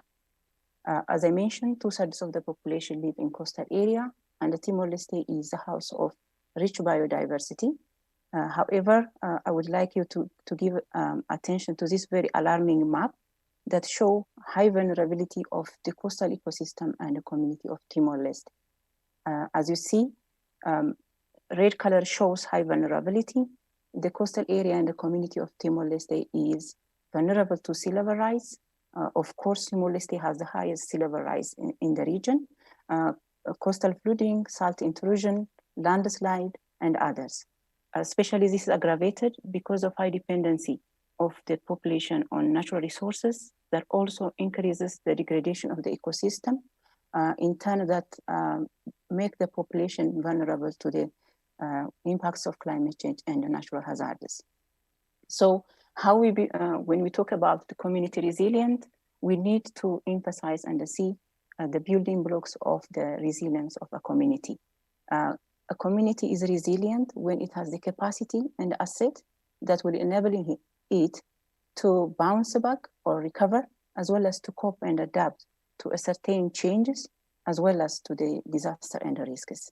So as you see, a community a community resilient is built up of the natural resources they have, the economic growth and the livelihood, especially the healthy ecosystem, the healthy environment that serves the community, as well as access to the infrastructure services, as well as basic resources. In addition, the informal and the formal governance and institutional capacity to serve the community, as well as the cultural assets and the social capital, which is emphasized by the previous high-level speakers. So the community traditional practices, customs, tangible and intangible resources are the makeup of the community resilience. So community is resilient when it has a functioning system, it has a functioning institution, both political, economic, and ecological systems working together to build a community resilience. So the community resilience is a function of the community resilience is a function of dependent, it is dependence, or it depends on the community exposure, vulnerability, as well as the capability to cope with. So very recently, it has been given an emphasis that the ecosystem that is serving us to live has facing different challenges from the increasing population. It's not only for the small island like Timor-Leste, but the entire ecosystem globally is vulnerable to the high-level population growth. High-level population growth has increased demand for resources, which degrades the ecosystem and habitats of the ecosystem, the biodiversity. So we have climate change causing unprecedented challenge to us. And also this is aggravated by the human anthropogenic activities, such as poor waste management, the land and the water air transport, oil spills, extraction minerals, and expansion of the infrastructures are the key causes that can aggravate the degradation of ecosystem. In addition, for the illegal hunting and exploitation of wild animals for the sake of the animal protein, the change in food supply chains, as well as the agricultural intensification, using pesticide, insecticide, chemical fertilizers, modification of species, and the greenhouse effects as well as the expansion of urbanization, as I mentioned also, the use of extractive minerals, extractive industries, all that, and modernization, urbanization are all the causes for the challenges that causes the ecosystem to degrade. So the consequence of ecosystem degradation and climate change is causing the world to face more frequent and more diverse national, regional, and global scale disasters. This include flood and also drought, cyclones, storm, landslide. These are not only, as I mentioned, the issue of a small island states, is also the global phenomenon that are causing challenges to the sustainable development of human beings. So the loss of life and resources, the outbreak of diseases for humans, for crops, animals, massive human and animal migration, extinction of very important species of biodiversity, the loss of productivity of the land, especially the ocean, the sea, the ecosystem itself has the major consequences of ecosystem degradation and the climate change, which lead us to the poverty, expansion of poverty and the conflict on the earth. So I could not overemphasize the issue of ecosystem and human health, as it has been talked by the high-level Professor Jay Cho. We are in the time where the human beings are facing challenges because of COVID. That is one of the zoonotic disease. As the population increases, our demand for resources is increasing, and we keep exploiting, and interaction between human, animal, and the environment is intensified. So human keep destroying the habitat of animals. We are encroaching to the ecosystem and habitats of animals by expanding settlements and also researches. So as it is discussed under the UN Environmental Assessment Report 2020 indicates 60% of infectious disease to human, and all 75% of emerging infectious zoonotic disease are caused by the zoonotics. This includes the COVID-19, Ebola, SARS, Zika, and others. So to curb the pandemic that caused by the destruction of ecosystem and unhealthy relationship between human and the ecosystem, we need to invest in public and ecosystem health. We need to restore the ecosystem and the land, as well as there must be a joint effort to combat the impacts of climate change. We need to improve sustainable agriculture, sustainable production and the consumption, as well as we need to end overexploitation of the wild animals. So we have talked that who is a resilient community, as well as I have mentioned that the causes and the consequence of destruction and the degradation of ecosystem. Now, how we build back better from crisis, how community and ecosystem resilience can be built. In the case of Timor-Leste, I would like us to focus on 4 pillars. The first pillar is community empowerment and engagement. This mainly focuses, as the previous speakers loudly mentioned, the traditional practices, indigenous knowledge and the practices, the beliefs, the rituals, the language, the cultures, all matters to build a community resilience. The second one is how we can introduce a nature-based solution to the problems. The third one is a policy harmonization and institutional reform. And the fourth one is how we can increase collaboration and the coordination among stakeholders, especially the engagement of private sector. On this slide, as you see the picture, especially picture 1, I really like it. This is in Timor-Leste. They have number of customary practices and a rich culture. Of course, all communities across the world have their own culture that really supports us to conserve and preserve the ecosystem and the precious biodiversity. One of the cultural practice in Timor-Leste called Travandu. Travandu is a cultural practice in Timor-Leste. It's a social code established as a convention and a local law to improve the interaction between human and nature. It also helps to conserve and protect ritual sites, the ecosystem, as well as is a customary law that used as a land tenure system, resource utilization, as well as sustainable management of the resources. As you see in picture 1, the school children are watching when the elders are conducting the ritual. The Tarabandu was previously counted as one of backward tradition. However, recently a number of development organizations, including UNDP, are supporting for the implementation of these traditional practices. So we need to protect, promote, as well as transfer this intangible cultural heritage to the next generation in order to sustainably manage and coexist with our resources. And the second factor is community-led ecosystem-based management. As it has been mentioned, different community has different practices, different beliefs and traditions. These are some of the traditions of the Timorese community to conserve their environment. As you see, the community has erosion control mechanism. This can be supported by science. They have a shoreline stabilization activities on the map you can see.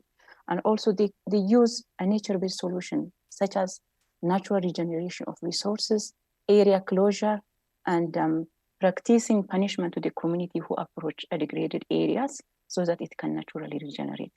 So community-based ecosystem management approach supports the sustainability of the ecosystem that supports the livelihood of the community.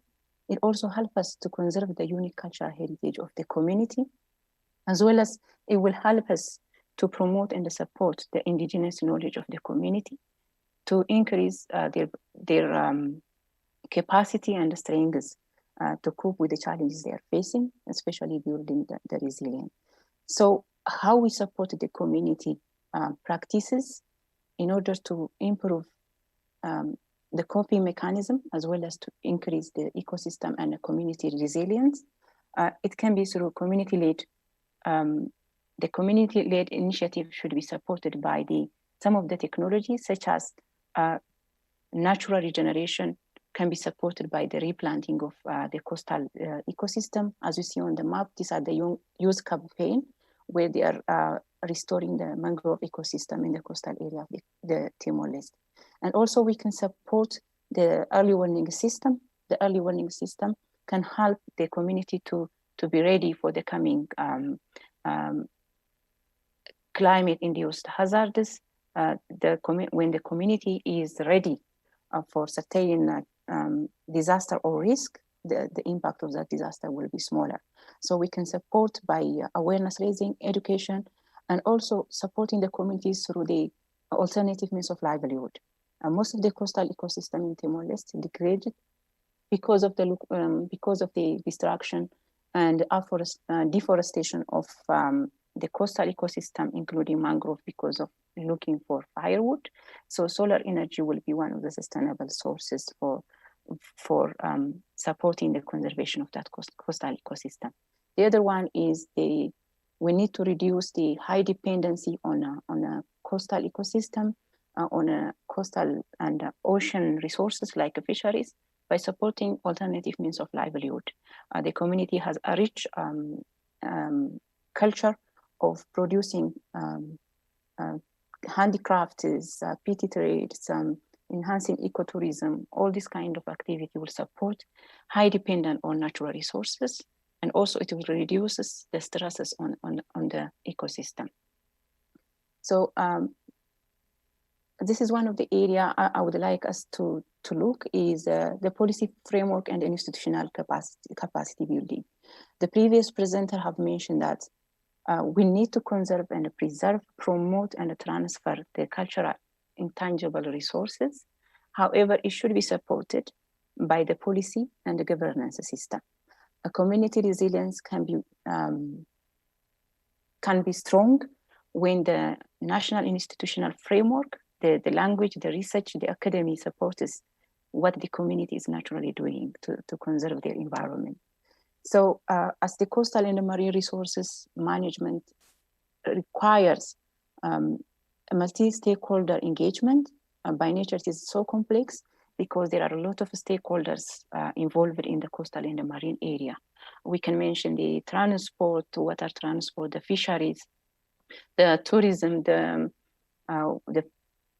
extractive industries, all that. So different stakeholders has different interests around the marine and the coastal ecosystem. So we need to have a harmonized policy to support integrated approach toward the sustainable utilization of resources. On the diagram, you can see that we have an ecosystem providing cultural, food, air, medicine, all the resources that need for the human being to survive.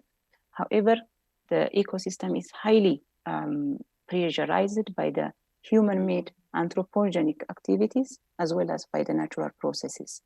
So the governance system should support the customary practices as well as the sustainability of resources by stabilizing, controlling, and improving the governance of the coastal and the marine resources through more of the ecosystem-based approach that put the conservation and the preservation of resources at the center.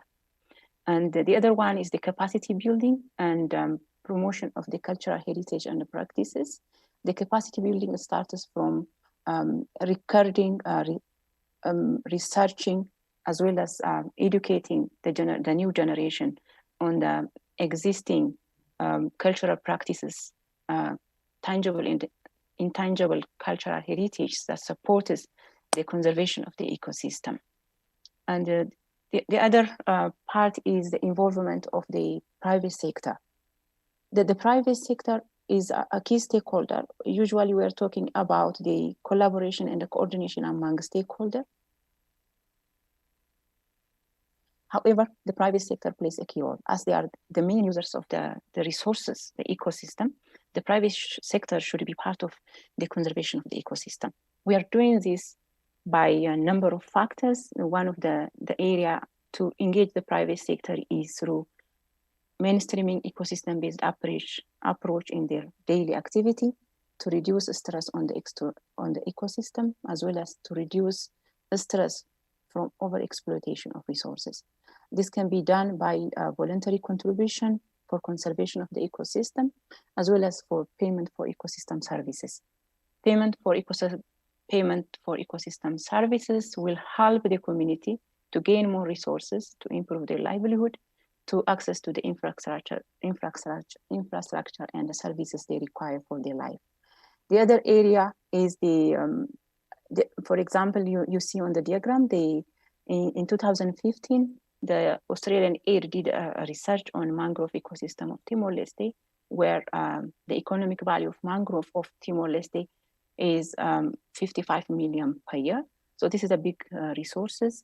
So this kind of the payment for ecosystem services, the mangroves are one of the productive ecosystem in the world by sequestrating carbon, by providing service and non-service uses to the community and to the ecosystem. Carbon credit will be one of the resource, and levy on tourism and also on the fishery, offshore fishery is very important to build the community resilient. Above all, the acknowledgement, all development partners and the supporters, as I mentioned, including the academic and the research institution, the private sector, should support the community indigenous practices, customs, and knowledge to sustain the resources, to build the resilience for the coexistence of human beings and nature on this earth. I thank you.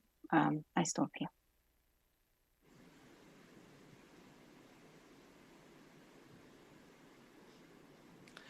네, 시니키네시베이엔 진마 선생님께서 동티모르의 사례로 타락반도 같은 그 사회 규약을 갖고 있는 의식을 통해서 공동체가 주민과 자연환경이 어떻게 공존할 수 있는지 토지 이용 같은 여러 가지 구체적인 것들을 규정하는 관습을 설명해 주셨고요. 그리고 민간 영역에서 생태계를 활용한 비용을 지출하게 함으로써 그 비용을 모아서 공동체가 생태계를 보존하는 데 더욱더 노력할 수 있는 그런 지원책을 만든 사례를 설명해 주셨습니다. 자, 지금부터는 저희 인터넷으로 실시간으로 참여하고 계시는 참여자들의 질문을 발표해 주신 네 분 선생님께 전달해 드리도록 하겠습니다. 첫 번째 질문은 치디 오구아남 교수님께 드리는 질문입니다. 실제 오구아남 교수님께서 캐나다 원주민들의 사례를 많이 말씀을 해주셨는데요. 실제 토착민들이 과거에 실질적으로 겪었던 환경 위기가 있었는지, 그리고 그 과정에서 어떤 식으로 극복했는지 그런 사례를 조금 더 소개해 주시면 좋겠다라는 질문이 들어와 있습니다. 오구아남 교수님께서 질문에 대한 답을 생각하시는 동안 한 두 질문이 더 있는데요. 하나만 더 드리면 오구아남 교수님께 드린 질문이 언어와 구연 전통, 구술 전통이 생태계의 생물 다양성 부분에 관련해서 여러 가지 실질적인 해결 방안을 내놓은 게 있었는지, 아직 없다면 언어 다양성과 환경이 서로 어떻게 밀접하게 연결되어 있는지를 조금 더 설명해 주셨으면 좋겠다는 질문이 있습니다. 오구아남 교수님. Linguistic diversity and the environment. So I'll give you some time to think about it, and I have other questions to relate to other speakers. Dr. Raul? So in India, you've talked about how different communities were able to overcome natural disasters. Today, I think that individuals because we're living in a capitalist-oriented society, we're all working for our own gain. We're all working for our own interests. So can that collective spirit and capitalism coexist? Because I'm wondering if the ICH values, which are based on coexistence and solidarity, can that really coexist with capitalism, which is all about individual interests? And there's also another additional question to you, Dr. Goswami. You talked about the Himalayan region and the process of overcoming disaster.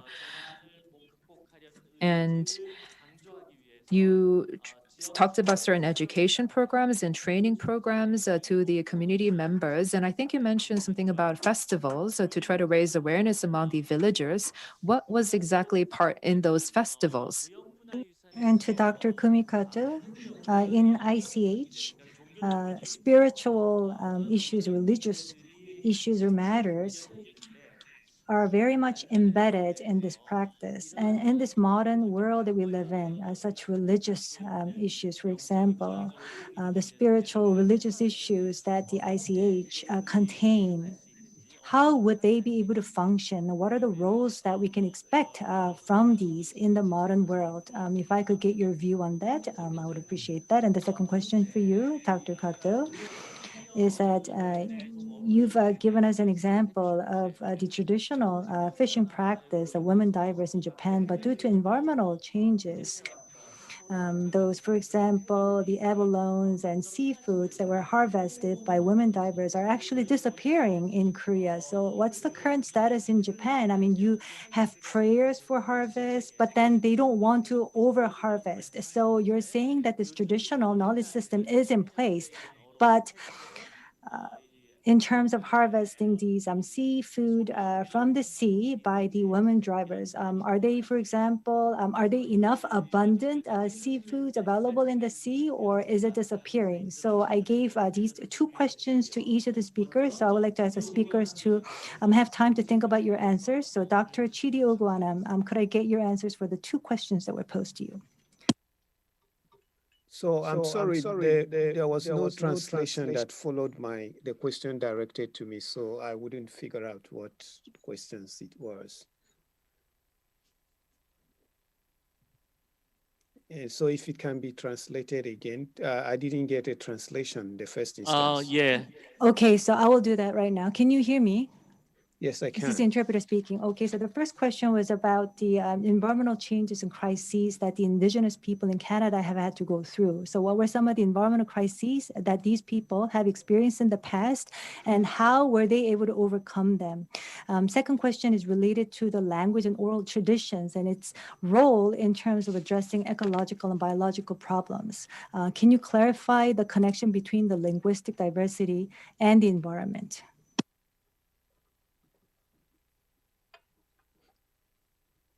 Okay, so the first question has to do with the environmental crisis that indigenous peoples underwent. Let us start by saying that an environmental crisis essentially I don't want to talk about in the level of crisis. Before there was climate change, before we ran into this horrible ditch globally, the environment had a pattern of change, and it was a dynamic, just like the keynote speaker was saying, when the percentage of human beings on Earth were still within the Earth's carrying capacity. So indigenous peoples, like any other civilization, were living within a significant degree of harmony. But until colonialism and the whole ideology of conquer and dominate the environment came to being, their ways of life were completely changed. And hunting and gathering, existing in harmony with natural forces and the ecosystem, were completely disrupted by industries and the opening up of many spaces. So seriously speaking, before colonialism, there was no significant and unusual environmental crisis among indigenous peoples. The whole crisis started with a new ideology of the environment, which is to dominate and to conquer, which is inconsistent with the ways of life of indigenous peoples. And in the contemporary times, as most of us know, through climate change, the snow is melting, their ways of life are being truncated, and seriously, there's a lot, even as people are lamenting climate change, some other people are celebrating that there are going to be passages, that economic activities will be enhanced.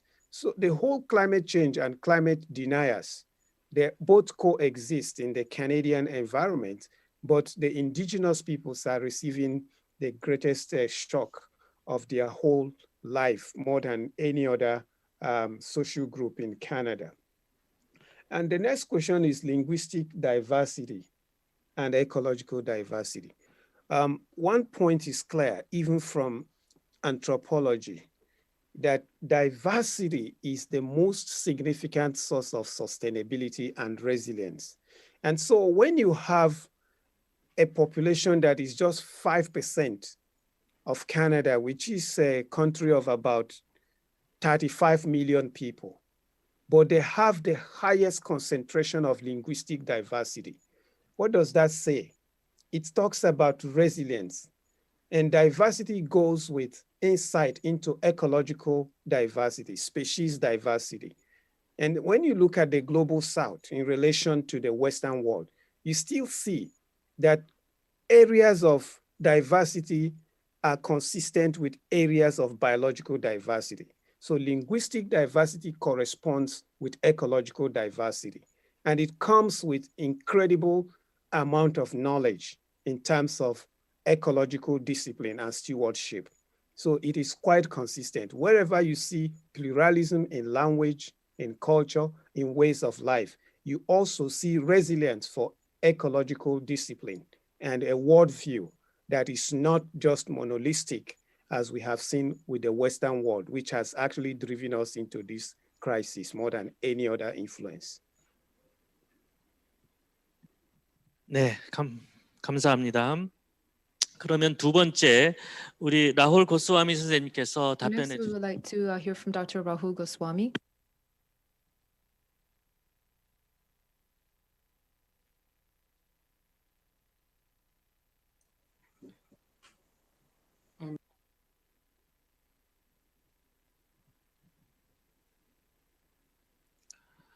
라홀 고스와미 선생님 Yes. 오디오가 지금 안 들리는데요. Dr. Goswami, I think you're muted. I'm so sorry I was not able to understand your question. If somebody could make a summary of it in English and just put it on the chat, then I will happily answer. 통역하시는 선생님께서 혹시 채팅방에 I think that if can somebody put up the question on the chat? 네, 알겠습니다. 그러면 Okay. 진행 측에서 So I believe that the organizers would be able to upload that question to you by text. And while we wait, we would like to ask Professor Kumi Kato for her response to the question. Thank you for the questions. And then I think I got two very difficult questions. I don't really have the right answer, I don't think. But the first question, what do we do with religions? And then the second question was, what do we do with this traditional knowledge when actually the sea itself is depleting? I believe that's I think that's the two questions. And then I think really, I don't really have exact, I wish I had a sort of exact answer, but then I don't. But at the same time, we work with the policy. I mean, I work in a tourism area. But so now sustainability is becoming very much part of that policies and political discourse very much. So in that policy areas that we now we sort of use universal standards, but then at the same time, okay, when we implement those universal standards of the sustainability, such as SDGs, then we really need to think about what is the right local right way of implementing this. And then obviously, when you actually think about that, we really need to be aligned with the local culture, local tradition, local protocol, which actually the religion is very much part of. So I'm actually quite hopeful that that sort of reviving of the local knowledge is coming. And in terms of sort of global movement, because we are trying to implement like standards in many areas. At the same time, because of the corona, that we very much now our attention is given to rural, local areas, that we are very much now becoming more interested in our local areas rather than, because we can't go overseas. So I think there is also a sort of revival of the local interests. So I'm hoping that will actually help to actually pay more attention and give value to the local knowledge, and which actually religion is very much part of.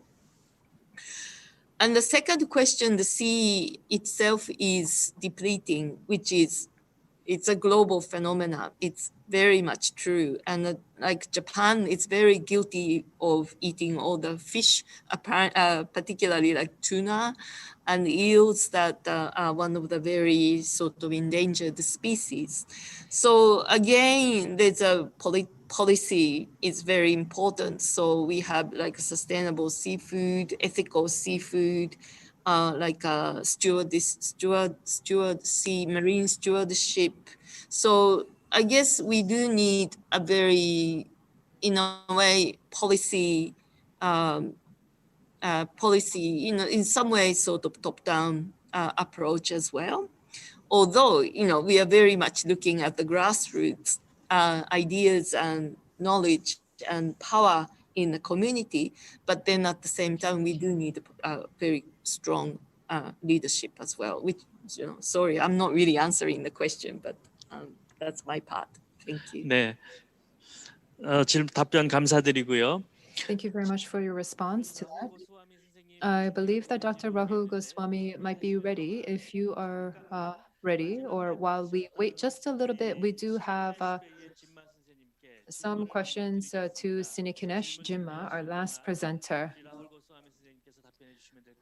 So I'm going to ask you the question and then head over to Dr. Rahul for his response. So in terms of resource use, what if there are differing opinions within the community on how best to use the resources? So maybe somebody might say, yes, it's important to protect the environment, but we also need to make a living. So we need to make some economic use of the resources. And if there is this conflict within the community, people have different opinions about environmental protection, how would you resolve those conflicts when there is this different ideas on environmental protection and resource use? Is there like a process on how you reach agreement?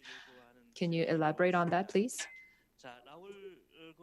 So while we wait on that, Dr. Rahul Goswami, if you have received the question, we'd like to hear your response. Yeah, thank you. Thank you for asking this. Can you hear me all right? Yes. Thank you for asking this question. How does ICH and capitalism coexist? Can they coexist, and should they? Are they relevant to each other in any way?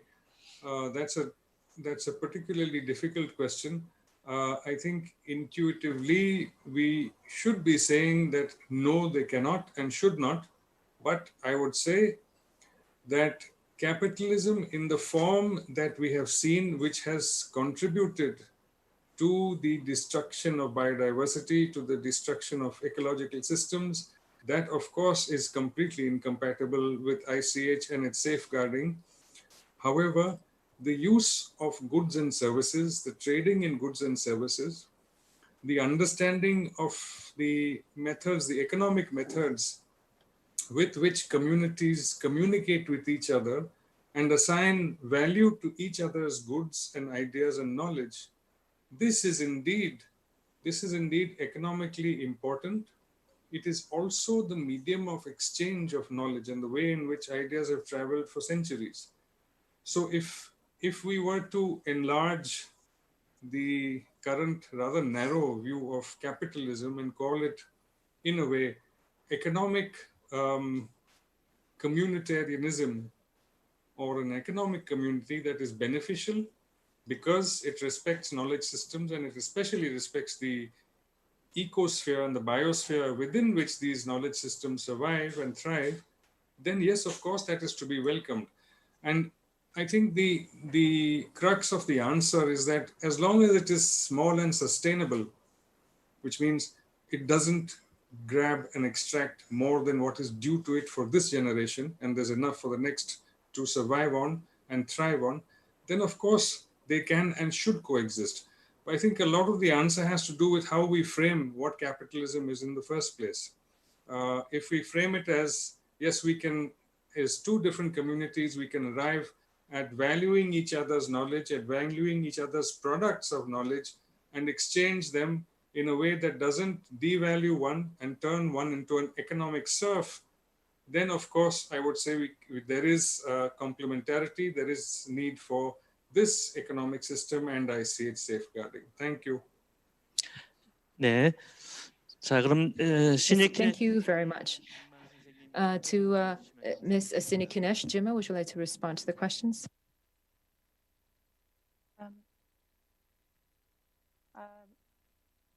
I'm sorry, I couldn't get my question in English. Can someone help me to?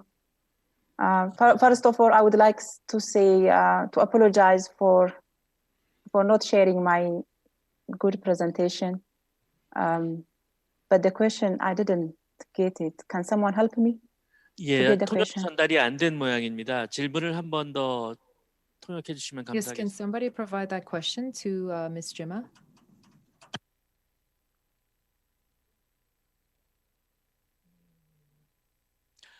제가 질문을 한 번 더 하겠습니다. Okay, so why don't I repeat the question? The question was, within a community, there might be different opinions regarding environmental protection. So there might be some people who want to pursue just environmental protection, whereas there might be some people who might say that we should go more towards economic benefits. So if there is this conflict of interest, if there are different opinions within a community. Is someone translating this for me? So I think there might be some technical difficulties. So, can you listen to me? I can hear you very well. All right, and I'll ask you. The question is, in the community, there would be two different opinions. One side, they want to reserve the ecosystem, but the other groups, they want to develop their own community. So when you have these two different opinions, how do they discuss and then reach to agreement on keeping the ecosystems? Thank you so much, Chair, for helping to understand the question. That is very obvious and important question. As we learn, especially in Africa, I am African, the community has a big tradition, custom, believe in nature, and they respect the land because it's given for the human being to live in. However, the current modernization, as it was mentioned, the colonial capitalism, all that is destroying, and the cultural practices are now considered as backward tradition. So as I mentioned, most of the cultures, most of the practices have been destroyed or abandoned because of this, the current move for modernization and doing in a modern one. But what we have learned from practice, I'm a practitioner, and the researchers are already mentioned how important the cultural intangible heritage to coexist for human beings and the nature together. If we would like to sustain our existence on the earth, we need to respect the nature. So that is now, the research is helping us as a practitioner. We development partners are bringing that knowledge that the cultures, the beliefs, and the intangible cultural heritage must be conserved, must be transferred to the next generation through education system, through different awareness raising system. I'm sorry you didn't see my screen, but one of the things we are doing in Timor-Leste is bringing the youth, I can share that photo if it's really helpful, is bringing the youth to come and see when the elders are sitting in the cultural places, in the ocean, and under the tree to do the rituals. So there is a disaster of development, modern thinking, but now we're learning back because of COVID. Even now, we have learned a lot that destroying nature will be destroy us. So as a continuous learning, experience sharing and documenting through curriculum, and also by acknowledging and supporting the system through technology. As I mentioned, one of the slides was, there is a community traditional ecosystem conservation activity. We supported them through modern practices. They are not bad. You can support community activities, traditions by science. So we're bringing science and evidences to the local practices. So in harmony, we can build a community and ecosystem resilience, if I stop there. But if it is possible, I can show that photo on a slide, that how we are supporting community traditional practice by technology and modernization. Thank you. 네, 감사합니다. 자, 우리가 약속한 시간보다 벌써 Thank you very much. Actually, we are behind our schedule. We're behind by 10 minutes, so I don't think I could use that time to ask questions again. I'm just going to ask you a very simple question to our 4 speakers. So of all the presentations that you've heard, what's the one key takeaway or key message that you want to deliver to the audience? If you could just make that into a one sentence, just key or core message or key one takeaway, if you could do that for the audience, please. We're going to first start with Dr. Oguanam. Dr. Oguanam. Thank you. So the key message is to take another look at indigenous linguistic diversity as a pathway to handling the global ecological crisis. 네, 두 번째로는 우리 라울 고스와미 선생님께서 Dr. Rahul Goswami, would you like to comment? From one sentence, what's your takeaway? Thank you. Important key message is that all our work on ICH and traditional knowledge systems should be really seen according to the rhythm of the particular community whose well-being and whose benefit for which we are working. That rhythm, as I mentioned in my presentation, is not necessarily an annual rhythm. It is usually 4 to 5 years. Sometimes it even extends to half a generation. This is a difference in the understanding of time and periods of time, which especially we need to be more cognizant of when we are approaching ICH safeguarding. Thank you. 네, 감사합니다. 다음엔 쿠미가토. Dr. Kumigato, Hi. your key message, please. One sentence. Well, unity with each other and with our land and seas, and respect diverse ways of knowing. 네, 아주 강력한 말씀이셨습니다. 자, That was a very strong message. Next, we'd like to lastly hear from Sinikinesh Jima. Thank you so much. My last word is we need to harmonize our practices through evidence-based governance system that promote respect and sustain the traditional cultural practices that help us to coexist with nature and environment. Thank you. 네, 감사합니다. 오늘 Thank you very much. So through our presentations, we were able to understand what humanity should do in the face of this global pandemic crisis. Taking use of the indigenous knowledge system as part of the ICH, and we were able to hear from our four speakers various case examples. So thank you very much for your wonderful presentations, as well as our online participants for your active participation in the event. So this concludes the session 2 on humanity's response to the crisis and ICH. Thank you very much for your hard work. Thank you.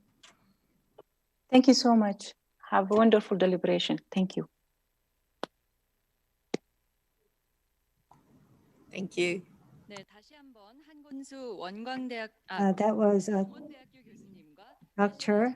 Han Gun-soo, professor of Gangwon National University. I'd like to thank the speakers, presenters once again. I actually didn't say that word correctly. He's from the Gangwon National University. So this concludes the 2020 World Forum for Intangible Cultural Heritage, Day 2. So tomorrow from 2 o'clock, which is on September 25th, we're going to have the final third session. The final session will focus on ICH in our daily lives towards a new life. We look forward to your continued interest and participation in the event. So on that note, I'd like to thank all of the participants once again, and I will see you tomorrow. Thank you.